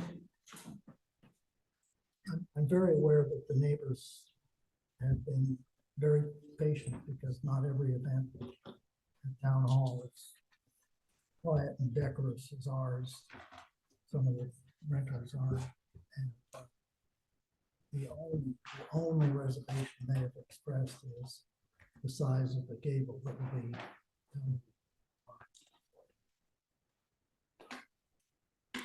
and visible to anyone except themselves and the Historic Preservation Commission. Yeah, it's tricky with the Historic Preservation Committee. They made us do rolled curbs in this town just with this kind of rose-colored glass vision of, in the 1890s, there were stone gutters and they still have them in Roland Park, but they made them do us here, and it's caused a lot of tricky situations. It's kind of, don't sympathize. It's tough to deal with them. They're not very realistic.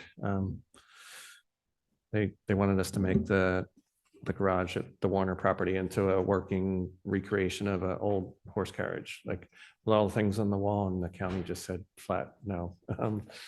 They thought people would come from far and wide to come see how you would have all your horse equipment up in 1900. Oh, my. So I think might have been the same person that made us do the curbs here. So. Well, and two years ago, the County Historic Preservation Commission reversed themselves on solar panels, and they now permit them on historic buildings. Yeah. On the theory that they're reversible and public policy trumps whatever else may be in play. I mean, it's possible you could get some permission to put it. No,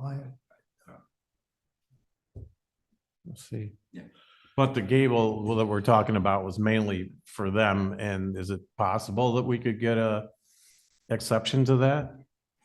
Requiring it if we can't see it from the road, which I For don't think. solar? No, I'm talking about for the extra gable that faces that way. well, they're two. Right. So the North and gable also is where there's gonna be two air handlers up there. One is for fresh air and one is for conditioning the addition and the ductwork associated with it. So it's not just aesthetic, although it's aesthetic. But isn't, even with the pitched roof that you would still put for the rest of it, there wouldn't be enough room then to, we need the gables just to be able to provide. You need to bring air over to the kitchen. Right. I don't know if anybody's really advocating for a flat roof per se, but just more keeping the open options for exploration for the back to see if it could be brought down in scale or or get more utility like future solar. So and still satisfy MHT. So Then if we did that, we wouldn't have storage options up there. you just have less. Asking I think you just have less, less. right? Less. Potentially. I think the frequency with which attic storage is used is overrated. I don't think it's going to be. Especially if We do use it's the attic storage at Penn inaccessible. Place quite a bit, but it's for almost semi-dead storage. Mhm. Yeah, I think if it's not very accessible, either below grade or above the roof line, it's not going to be very useful storage. But I do think it's important to have HVAC. Makes sense for that. In general, It wouldn't be through a hatch, it would be through a stair, They could pull down. Pull down, okay. yeah. but they make them more substantial than perhaps the one that you're used to in your own house. Right. So, The one at Penn Place is quite substantial. So in general, one of our goals for this meeting was to identify cost savings. And I don't feel like I have a good sense of what cost savings, if any, we've We've added identified. costs, 'cause we made the building bigger so far. Yes, that's why I'm bringing us back around to that point. Right. It's all free if it's on paper.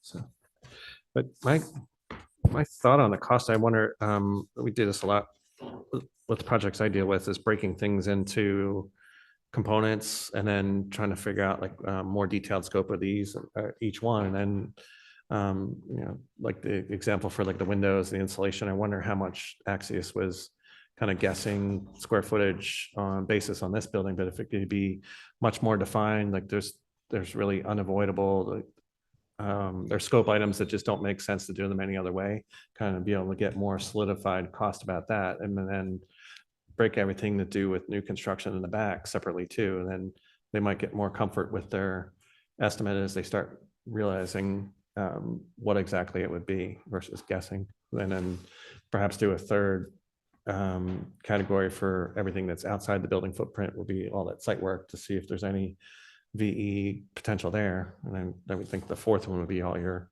alternate things. I think I found that helpful in a lot of projects I've done. We can start kind of saying, hey, we can't do any better on this category, but we can be more flexible on another category. So.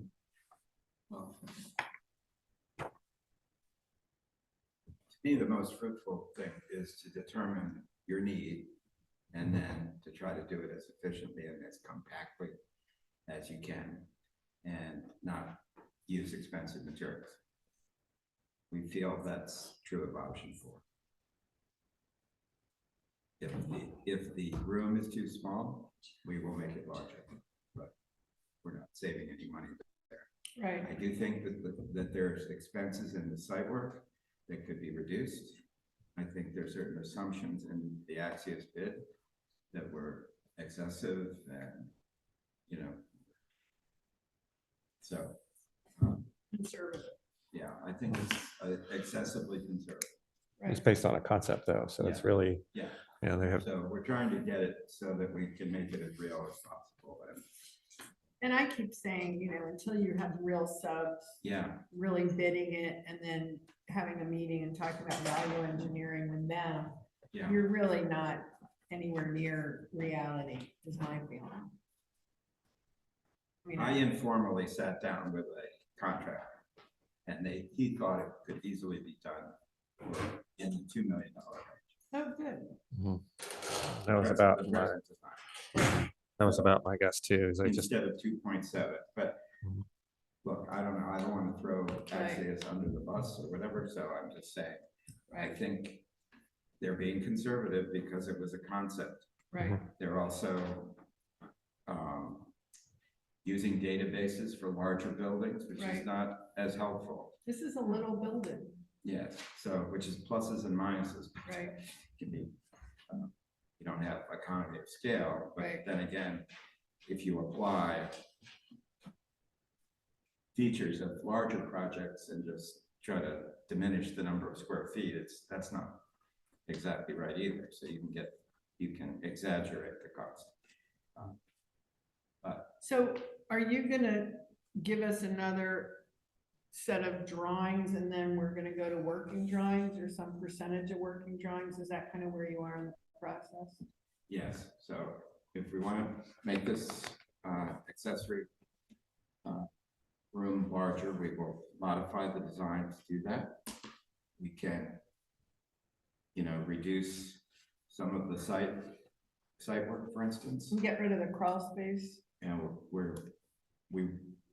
we could consider getting rid of the crawl space. The crawl space is 2 feet. Right. That's where your pipes are too, right? Your drain Right. pipes. It's not. I wouldn't put it slab on grade. Okay, I because wouldn't it's recommend. elevated. right. Plus it, It's too cold. yeah, And even at 2 feet, there's ways of moving around down there if you end up having to make changes to yeah, plumbing and whatever else. yeah, it just be. So that's the same. Yeah, Okay. Now, we were looking at, or did we agree to eliminate the ramp on the side of the building, I think? Well. Or no? I don't know. I would consider it, the main advantage of it is ramp access for the kitchen. But there are only a few steps. The building is fully accessible without that ramp. It And can come since through the building. you don't have separate use, Right. you can come in the front, it's not that far. Right. So, but it's there for the reasons I stated earlier. Right. So we need to make a decision on that because we could always add a ramp if we desired. We could always add a ramp either there or in the back Yes, later to the assembly room. that's right. Okay. Do you need anything further from us? If that summary is. We haven't all- Yeah. well, I think, Do you have any other suggestions of how we could reduce the costs for the overall project other than the things we've discussed? I mean, there was,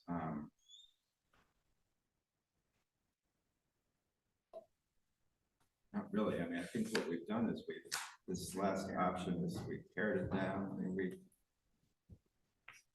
we would love to have a different roof than a fiberglass roof, but that's Right. the practical thing and the least expensive and doesn't require redoing any of this roof, so, which you've recently done, so. George said that one of the back unit might be able to be salvaged, we could try to do that. To do what? Salvage the HVAC unit that serves the back, Oh, the unit itself, not the ductwork. yeah. I don't know. If it's relatively new, that's a possibility. Those are in the sort of fine tune things that Right. once you get a contractor involved, or you have a detailed set of plans that you can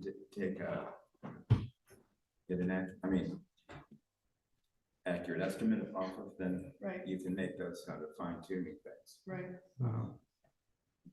Just need to make sure that the spaces that we're providing meet your needs Right. and are not excessive in size.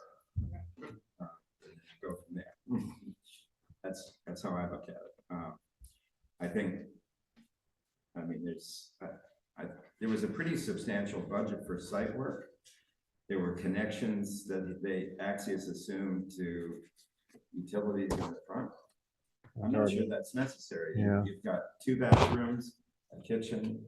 So they were taking worst case assumptions. And I would think that your sewer again, we have to research all this, but assuming that the sewer connection could remain, the Right. load is the same. The water service coming in will have to be upgraded because of the sprinkler system. But, so he had, so there's site drainage could be simplified perhaps. Those are some of the things. Landscaping, I don't know if I've forgotten what he put in for landscaping, but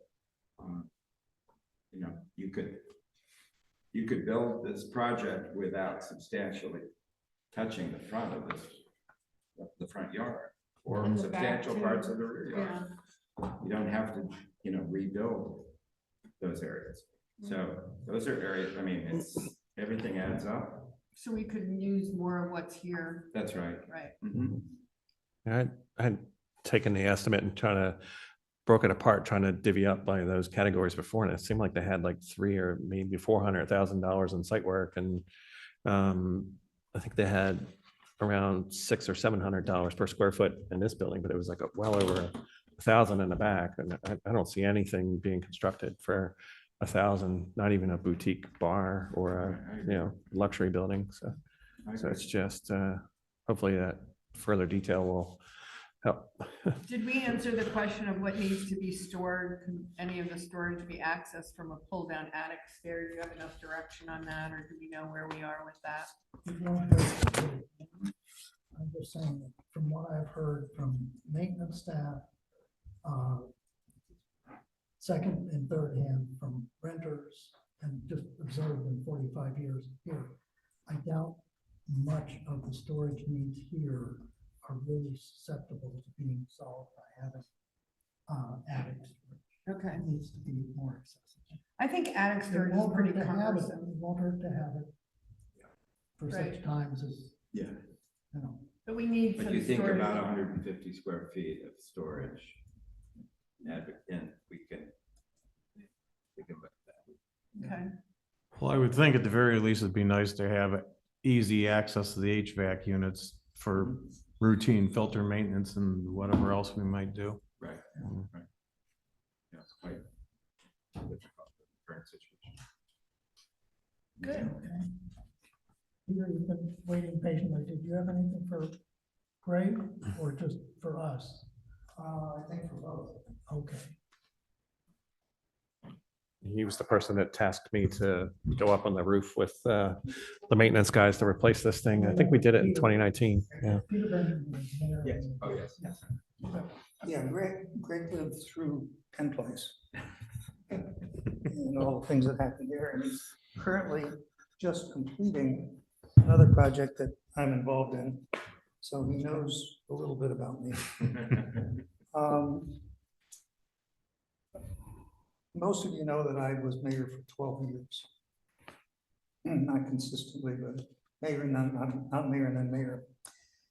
And I undertook in that period, a number of projects, the closest of which to this is Penn Place, when we redid Penn Place. And one of the things I learned in all of this was, I don't know. When Greg says, what are your needs? I now think in terms of, this building's gonna be here for another 100 years. You're not gonna be using this building the way where they're using it today. So when he says, what are your needs? I've got to think about that in the context of, right now, there are some minimal things that we need. You know, the women's club needs this and somebody else needs that. And yes, but they could probably live without it. What we really want to do is build something that will still work 100 years from now, which means you don't want to make it for exactly what we do today. A while ago, they used to do plays in this room. That area was what it was all about. And when people started changing things, they said, well, we have to have curtains, we have to have spotlights, we have to, you know, and we don't do plays anymore.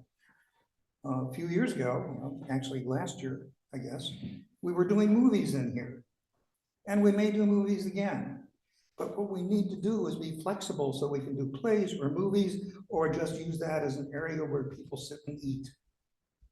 And so one of the things that I think our job is to understand that flexibility in what we're doing is really, really important. Because doing it today should not be against what we as an organization do today. It's what kinds of things we as a town need to do, because this is a really valuable facility for the town and for the people who rent it.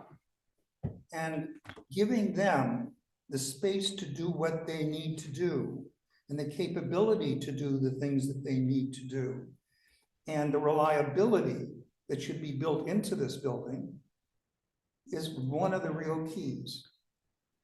Another thing that I learned, particularly with Penn Place, was an old building costs more than what you think it's going to cost to fix. One thing that happened that I'm sure Greg is very familiar with is when we started to take off the siding carefully, because it was a historic building and we were doing a historic renovation, we discovered that the posts that hold up Penn Place, the ones that hold up the corners everywhere, were in good shape with one exception. They didn't reach the ground. So they weren't holding anything up. The only thing that was holding the place up was the siding. And so we had to stop taking off the siding. Now, you can imagine that's expensive because we now have to go in and redo something underneath so that we would have posts that reached the ground. And there was only a crawl space there. You couldn't get any equipment in there. So a lot of the things that you think you're doing a lot of work on now and decisions that you're making based on how you think it's all gonna work, it isn't gonna. And you don't know what it is that isn't gonna. But this is an old building. Those are things that we need to think might happen. So flexibility in my mind is really, really important. And particularly the long-term flexibility and not thinking of it in terms of what do we do today, but what might happen over 100 years. And I don't have any idea. Take the piano. I mean, I think the piano is extremely useful today. Will it be 50 years from now? I don't know. So if we're going to do something to store the piano, do it so that we can not store the piano one day and it won't make any difference. And those kinds of things, I think, are important concepts to have as we make decisions now. Another thing is money. One of the first projects we did after I became mayor, actually after we finally figured out how to do a budget, was all the lights on the streets, all the street lights except around Penn Place, because we knew we were going to change that anyway. And that was a fairly expensive project. And what we did was get Petco to pay for most of it. And we paid very, very little. The next one was Penn Place. Penn Place, we ended up with order of magnitude $3 million project. $2 million of that was bond bills from the state. A bond bill is a grant. It's not a bond that you have to pay back.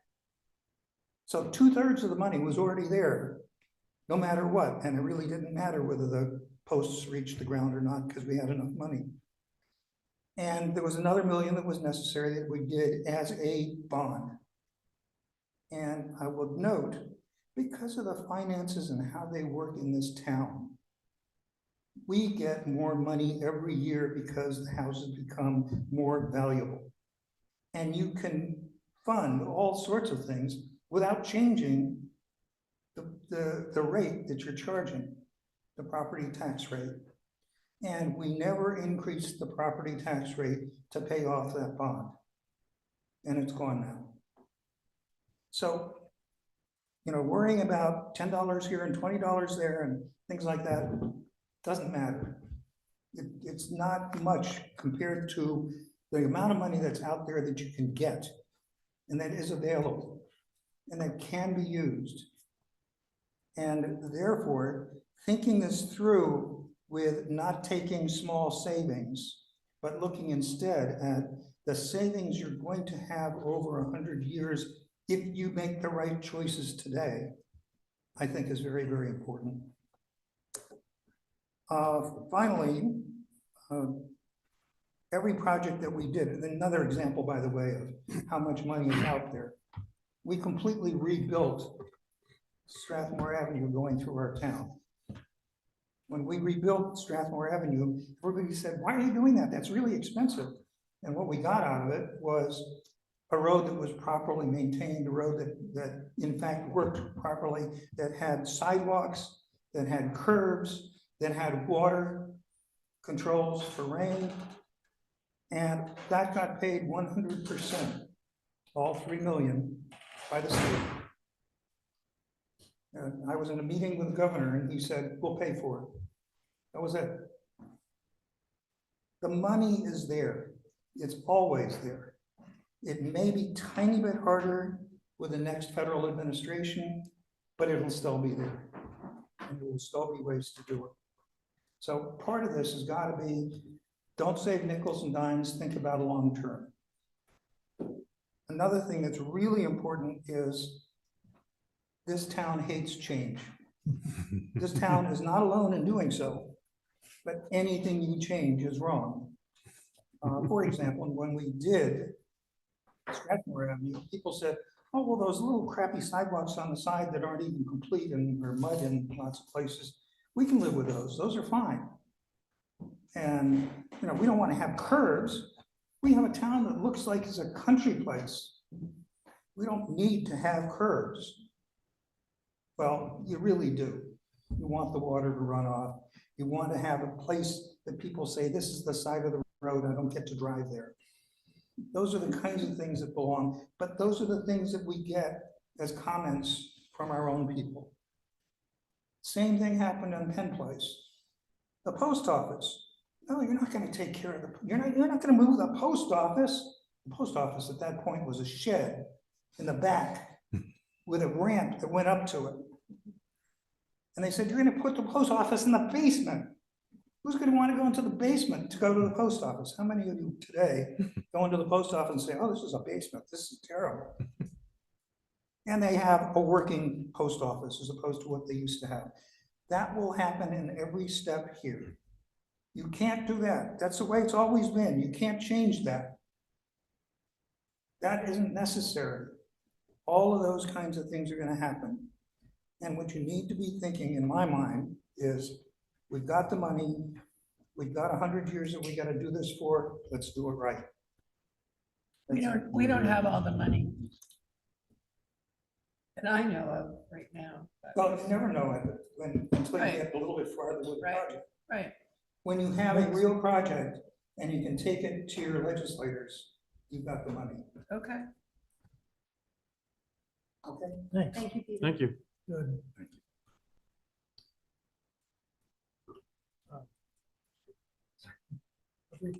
We don't want to keep you on this. And place has been involved, and I was there too. Although not to any degree approaching Peter. My recollection is that among other things, Montgomery County Historic Preservation Commission wants you to be able to differentiate by site an addition from the original structure. And we did that in Penn Place, and I see we're doing it very much the same here. There's a hyphen, there's different sides. I can't remember whether we mimicked the roof pitch. In other words, whether we could also differentiate this by having a slightly different roof pitch. Just a question.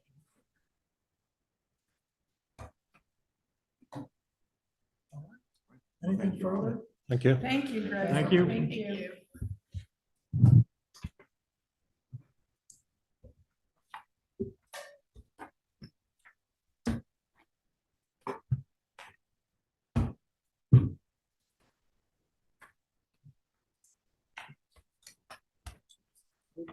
Want to take a brief break?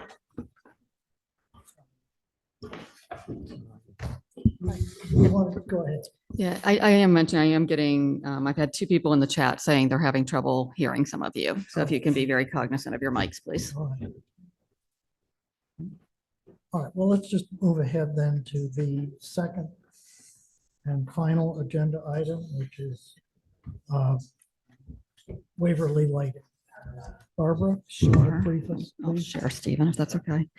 So as you all likely recall, back at your meeting on November 12th, you agreed to move forward with a couple of things, one of which was retaining Traffic Systems, Inc., which is our vendor for the lighting on Strathmore Avenue, to kind of assist us with this. As a reminder, this is envisioned as an ARPA-funded project. From the time you all selected certain lamppost and luminaire options on November 12th, we essentially have had 6 weeks to go. We're now down to 13 days, and there are 4 of those days are weekends and 1 is Christmas. And varying companies do work on Christmas Eve or not. I had shared some of this information with you all previously. Basically, Traffic Systems' primary supplier did not carry either of the 2 product lines the town expressed interest in. Those would be Spring City Electrical Manufacturing and Holophane.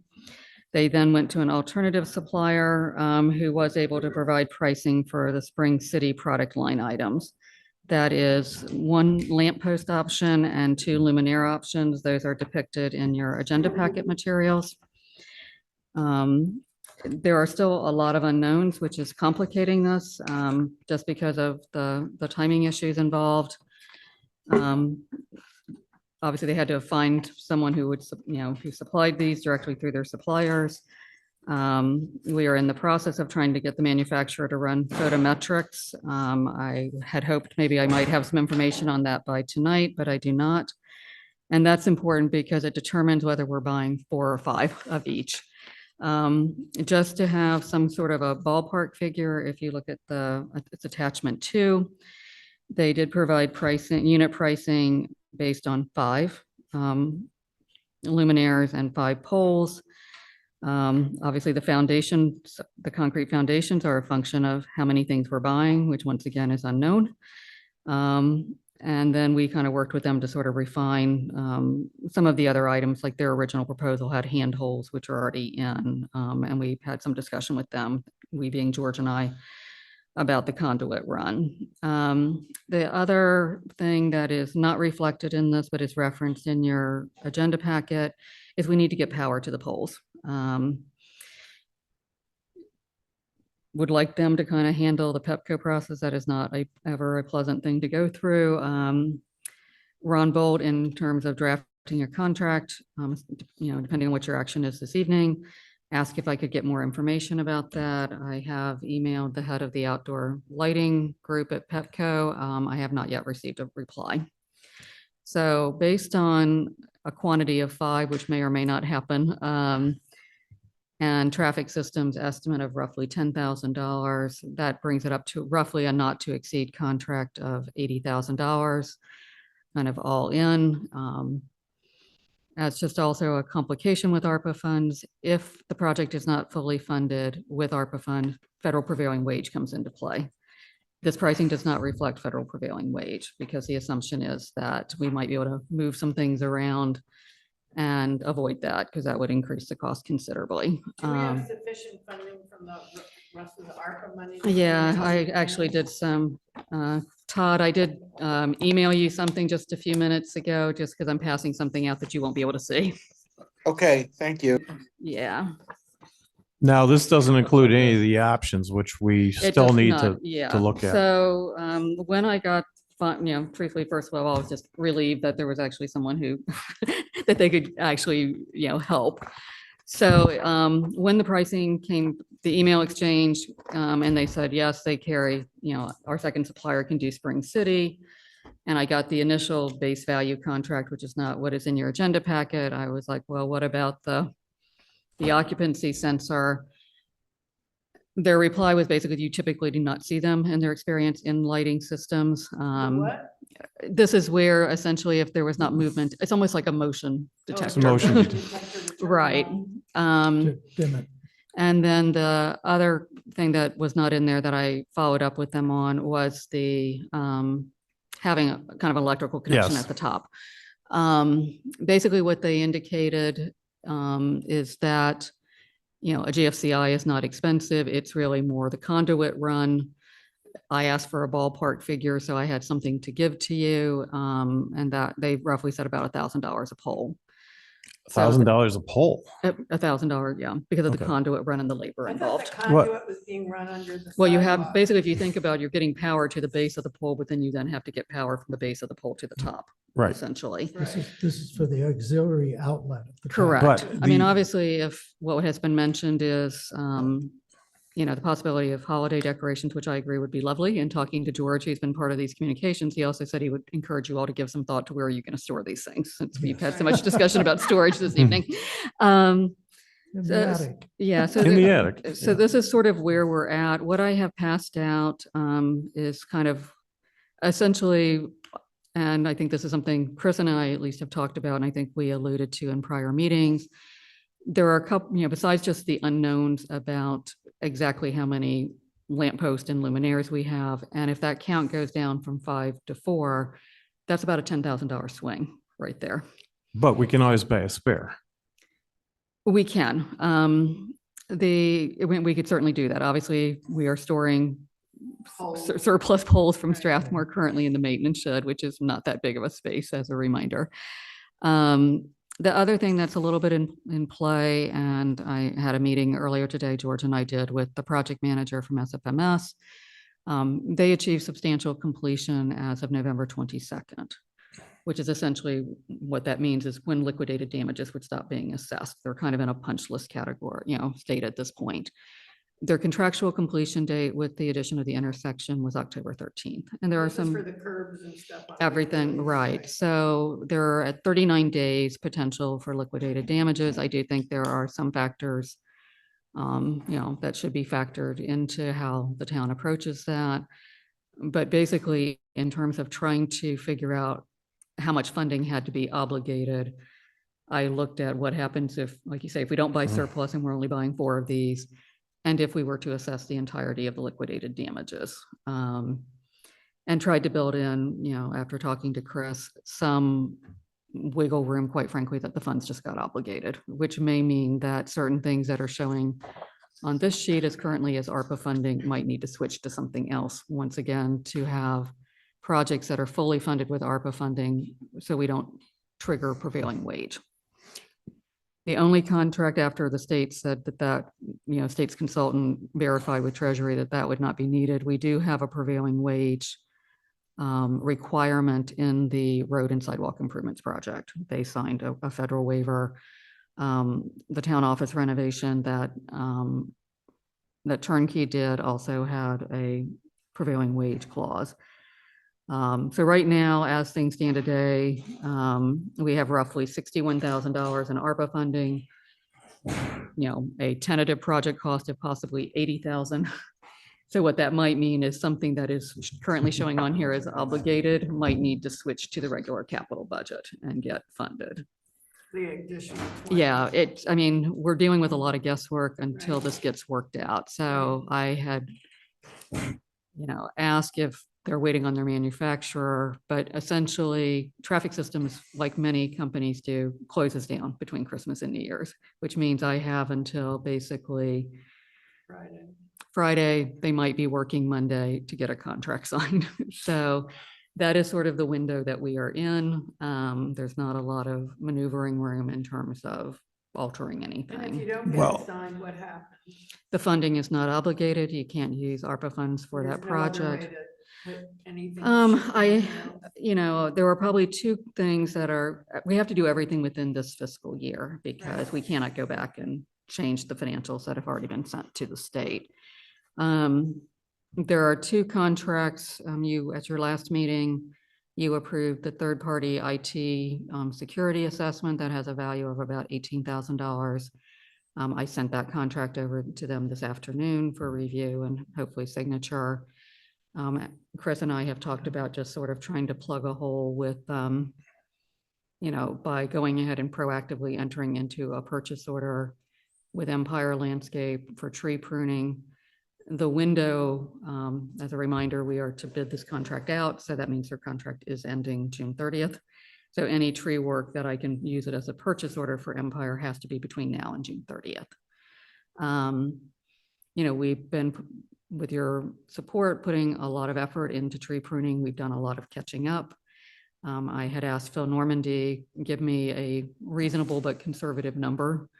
If I were to enter into a purchase order with Empire, he gave me a figure of $15,000 and I'm waiting for that purchase order. So I think to your point, Lisa, if this right. So if for some reason this contract in one way or shape or form with traffic systems does not go forward within the next few days, we can certainly do the third-party IT security assessment. I can certainly do Empire. I had told Empire there would not be prevailing wage. So that's what they're basing everything on. That comes to roughly 33,000. It's a potential revenue loss of about 28,000 is what we're looking at. There's just no other place to recapture that. I don't think so because it's, I participated in a webinar with Treasury on the Monday before Thanksgiving. Because since we had less than 50% of our funds obligated as of the April 2024 report, they did sort of a mass communication to everybody in that situation. Essentially, even budgeting something doesn't constitute an obligation. It's a signed purchase order. It is a signed contract. So that's the issue that we're having with literally days to go. Okay, now I've spent, as you know, a lot of time looking at this stuff. And Yep. one thing I do have is a separate conduit run for that GFCI is, I have a problem with that because you're already running something, but in any case, Yeah, they were pulling a number because I asked them for one. okay. Yeah. So, and the main thing that I saw on it was that they build into the pole, the They said- outlay. Yeah, they suggested that it be part of the original fabrication Right. rather than an add-on. Yep. And so, I mean, I'm happy to talk to these people. And as far as occupancy sensors go, all the, like, I've looked at specs from Denver, I've looked at specs from a lot of places, and they're going to occupancy sensors as a way of reducing electric costs. What they told me, Phil, is that there's obviously what the lights are on Strathmore, which essentially, have photo sensors that basically come on at night. They said to do what, true occupancy sensors would require the addition of a cabinet, an additional cabinet. That is, I'm being told that by lighting people. I'm just saying this is the lay of the land that we're dealing with right now. So I think it's up to you all. And I'm not pushing either way. I just think at this point, we're somewhere between basically probably full obligation of funds with some maneuvering around and the possible loss of up to $28,000. That's kind of the window that we're in. Now, if we were to do some of the options later, does that mean that it would mess up things because it wouldn't? If they were added onto a contract that we did not have ARPA funding for, it would trigger prevailing wage. And we need to be telling the vendor upfront because they have to sign a federal contracting addendum acknowledging that prevailing wage is in effect. Which is basically initially I told him it might be, then when it looked like we could fund everything out of it, I told him it wasn't because there's not a contractor in the world who wants to deal with prevailing wage records. Sure. And it jacks up their labor cost because they know. Letting it finish and then hire somebody else to do it later. Either that, yeah, if it can be, and I'm not an expert in this, Phil, so I'm not going to pretend to be. And I don't say this lightly, it may be cleaner to just fully fund the Waverly lighting out of town funds, pick up these other two contracts, and just acknowledge the fact that some of the funding might just not be obligated and would need to be returned to Treasury. Well, is it possible to have a conference call with them tomorrow or something like that to discuss? Yeah, I can try to get a hold of them. Like I say, I can reach out to him and see if he's available. Obviously I don't know his schedule. Because I've discussed this and I've looked at it with others and I realized that you can do it without a cabinet and stuff like that. And I can also give you his email address. That's the easier. That way would to be reach- easier to reach him because I can send an email and just introduce the two of you. But I did want to mention because they are a family-owned business, they have the ability to shut down and they don't want to leave us in a lurch. But I also want to be respectful of someone's family time during the holidays. I'm just thinking about So- trying to do it tomorrow and Yeah, I can email him tonight and just ask him to give you a call. Okay. Or you can Technically- respond to your questions too. Let's get this on the table Yeah. for discussion. But as a threshold question, would that discussion necessarily be incompatible with authorizing the motion suggested for this evening, namely a not to exceed figure?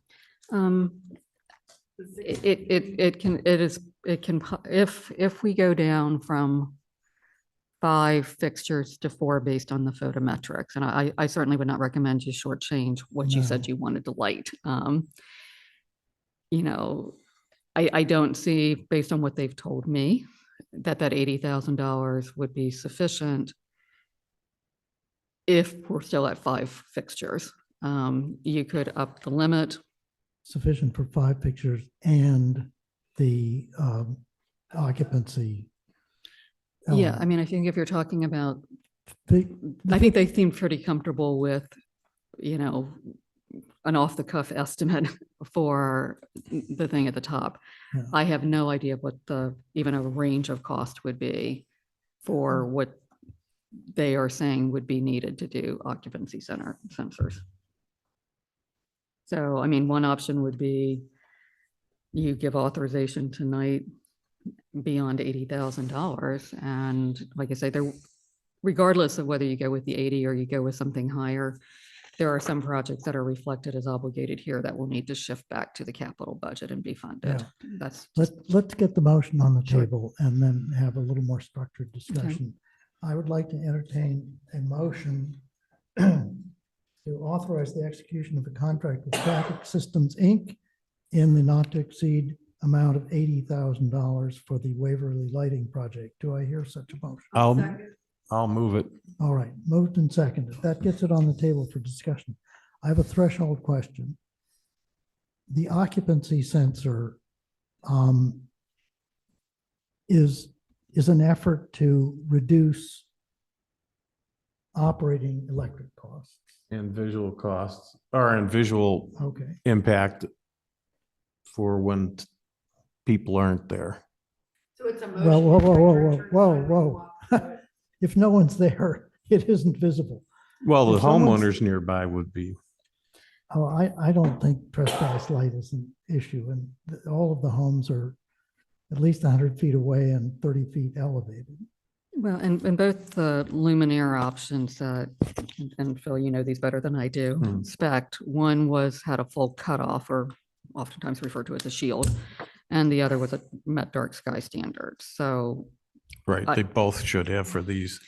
yeah, Well- those were the two that they were factoring into the budget. Either one of the luminaires were within budget. I think what they were hoping to get the photometrics for to see, do the photometrics change based on one or the other, which might impact the number of poles. If it doesn't, then we're free to pick whatever one we want. If one of them would, take some of the cost off, then I think their recommendation would probably be to go with the lower number of fixture ones. Obviously, the photometrics would be helpful to have in hand right now. Right, and I think they're both I think they were both set up to do The same kind of lighting the film. same kind of thing. So It may not matter then. it may not matter, but it won't, I don't think it'll matter with regard to dark sky anyway, Okay, because I think that both of these, as I recall, meet that standard. meet the standards. So Okay. they should be full cutoff. Or who decides if we need 5 or 4 fixtures? Well, what you all had decided, and please don't ask me to quote which meeting it was, but you had basically indicated that you wanted to light not just the sidewalk someone was walking on, but kind of to the center of the street, so that someone who was, getting into their car or whatever else, or stepping off the curb. So that's really, Lisa, what will dictate the number of fixtures is, can what we spec get to the middle of the street, Who which decides? that will be the manufacturer who's running the photometrics. When are we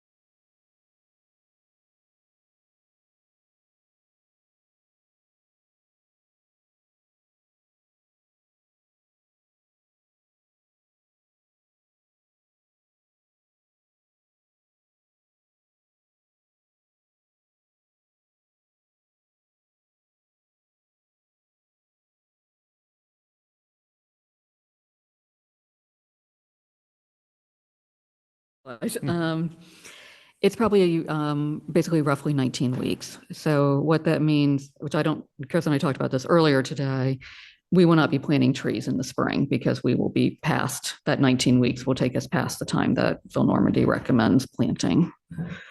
Which I don't think that's a huge issue. Thankfully, it doesn't look overly bare or anything else. So Do we need to add a contingency in terms of what money you want to be approved, so we have enough money in case any of these contingencies come up? And also, I thought we were potentially putting some poles in the parking lot around the back of Penn Place. no, No. that's never been That's for discussed to another the best of my knowledge. Yeah, that was. I think we're okay on various combinations and permutations on the ARPA thing.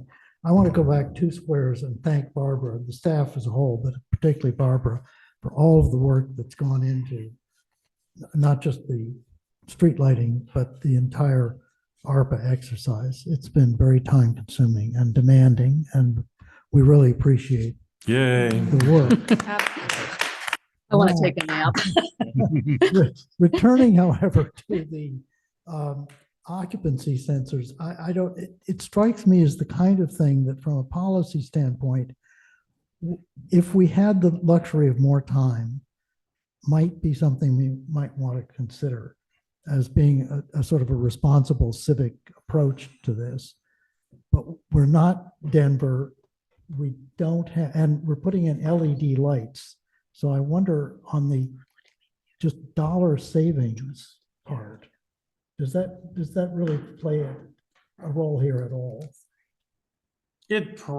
Without knowing it, because I never got an estimate. I mean, I don't know whether it would take 2 years, 5 years, 10 years to basically get it back. That's why I was gonna try and talk with these guys briefly tomorrow just to see, but I mean, I'm okay with removing that, but the pole, I think putting the box up on the pole, I think is something that, because it needs to be built in, would be well worth doing. Yes, no disagreement on So that. the So- lights will go on and off in the dark. It'll be photovoltaic lights, so they'll turn on when it gets dark and turn off when it gets light. Well, that would always be the case, but this means that if there are people there, it would go to brighter. Motion detector. Right. Yeah. It would be dark until you turn the corner, then they would turn on. Or Yeah, but I deer, think just or putting- foxes. I think just having them turn on and off when it gets dark and light is sufficient. Yeah, I mean, I think, there is a school of thought that in part in lighting that you want it on because someone wants to know if there's somebody in the dark before they enter the space. Yeah, I actually often find it comes up. disconcerting to walk in areas, in Right. public areas where the lights can't go s- on and off. Yeah, And I'm fine with that. I mean, Yeah. I think even if we change our minds for some reason in the future, we may still be able to do something. It's just that they can build something into the pole, it's possible. and it might even ask them the cost of just building that piece onto the pole. Yeah. If it's super cheap, then we could do it, and then we just kick the option down the road. Yeah, what I would probably suggest, Phil, is I'll introduce you to by, over email. Yeah. That's going to be an easier way to get some answers, I think, just because he's out in the field a lot. Right, I can do it real Oh, quick, but okay. I'm fine with going then at the 80,000 because we're making the guess that is 10,000 For Pepco. for Pepco. Yeah. which is- Todd, I saw, since we've been having some technical difficulties, I saw that there were messages from you in the chat, but candidly, I could not see them and they're still not showing up. I just want to make sure if there's something that you wanted to say, because I can't see whatever chat messages you had sent. No, thank you. I'm supportive of moving forward and trying to spend all the money, even if we don't get the precise configuration of lighting that we want at this moment. Any further Sorry, discussion? I'm just part of the discussion, but that's what Yeah, I, it's from what I heard. Do, Make sure I understand it correctly. So you can fit the 5 lights into the budget. It would be a little bit more than this. And then I guess you would come up with a little town funding. Yeah, to so say- probably what would happen, once again, and I apologize, it is a little confusing because there's these nuances to ARPA funding. So, Todd, did you get the spreadsheet I had sent you? Funding status. We're trying to figure out, like, Yeah, thank you. Okay, good. So just to kind of just walk through, ignore the amount obligated and expended because that's already been paid. So if you look at the column that says amount obligated but not yet expended, so these are contracts that we've just recently entered into, or they're remaining pieces of contracts that were previously entered into. So if you look at the 57,420, that is the purchase of the new truck and the outfitting of the truck, for which I signed a purchase order with the installer. The 53,705, oh, do you need one, Ken? He's got it. We're fine. The 53,705 is the alarm system at Penn Place. They have returned the signed contract. I just need to review their certificate of insurance and sign it myself. That is also the work for the maintenance shed, which I would just mention, after initially telling me that we needed a historic area work permit. Once I filed it, they told me that they would approve it administratively. So Danny's free to get going whenever weather permits.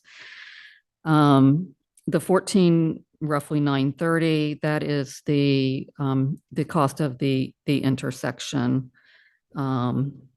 as well as a little bit of, I think that is the cost of the intersection. We are holding back some retainage from an accounting standpoint that gets booked. They need to put the railings in, and they will not be putting the plantings in until the spring. So that's accounted for in the 217,674, but we have held some funds back. The intersection work is substantially done. As I mentioned to the project manager today, we need to work out the liquidated damages piece of this before I pay them any amount of that invoice. And then the 6198 is the portion of the sidewalk that has not been paid and is not the retainage on certain things. So that amount. So my comment, I guess, Stephen, and I apologize, that's a kind of a long answer to your question. What would likely happen is, since there is still some guesswork on what the lighting is going to cost, I think it's pretty clear it's going to be over $61,000. What I will probably, and this kind of feeds into the discussion at your last meeting about the budget amendment. These things need to be resolved before I can bring budget amendment 1 forward. But what will likely happen once we have the final cost of the lighting, and let's just say for argument's sake, it's $80,000. I will probably come back to you then and say, even though we had a contract signed, that the maintenance shed would actually be paid for out of the capital budget, non-ARPA funds. And probably the other small piece of this is something like the outfitting or something of the truck, or that could be considered actually a discrete project. So essentially I need to take the lighting part once we know the cost, fit it into ARPA to avoid prevailing wage, and move some things that I'm showing is obligated to the capital budget. Does that make sense to everybody? Yes. Yeah. But getting back to Stephen's point, the budget estimate from traffic systems is for 5 poles. It and is for 5, lights. yes. I'm sorry, Stephen, if I misunderstood your question. Yeah, Surely that's the like next 2 one. questions together. It sounds like it's much better for you to have the Authority to whole- have more. the whole of the contract in ARPA. And Yes. not Uh-huh. 1 foot in, 1 foot out, and Ye- you can move other feet out. Yeah, yeah, I'd rather move another project out, because if any, I don't think the Treasury Department is likely to audit us. But if any part of this is not fully funded with ARPA, then it triggers prevailing wage, and we would be in violation by not having traffic systems pay prevailing wage, and they would be in trouble too. So once all those discussions have started with some of these vendors, I specifically told traffic systems they would not be paying prevailing wage. So we'll just have to kind of move some pieces around a little bit.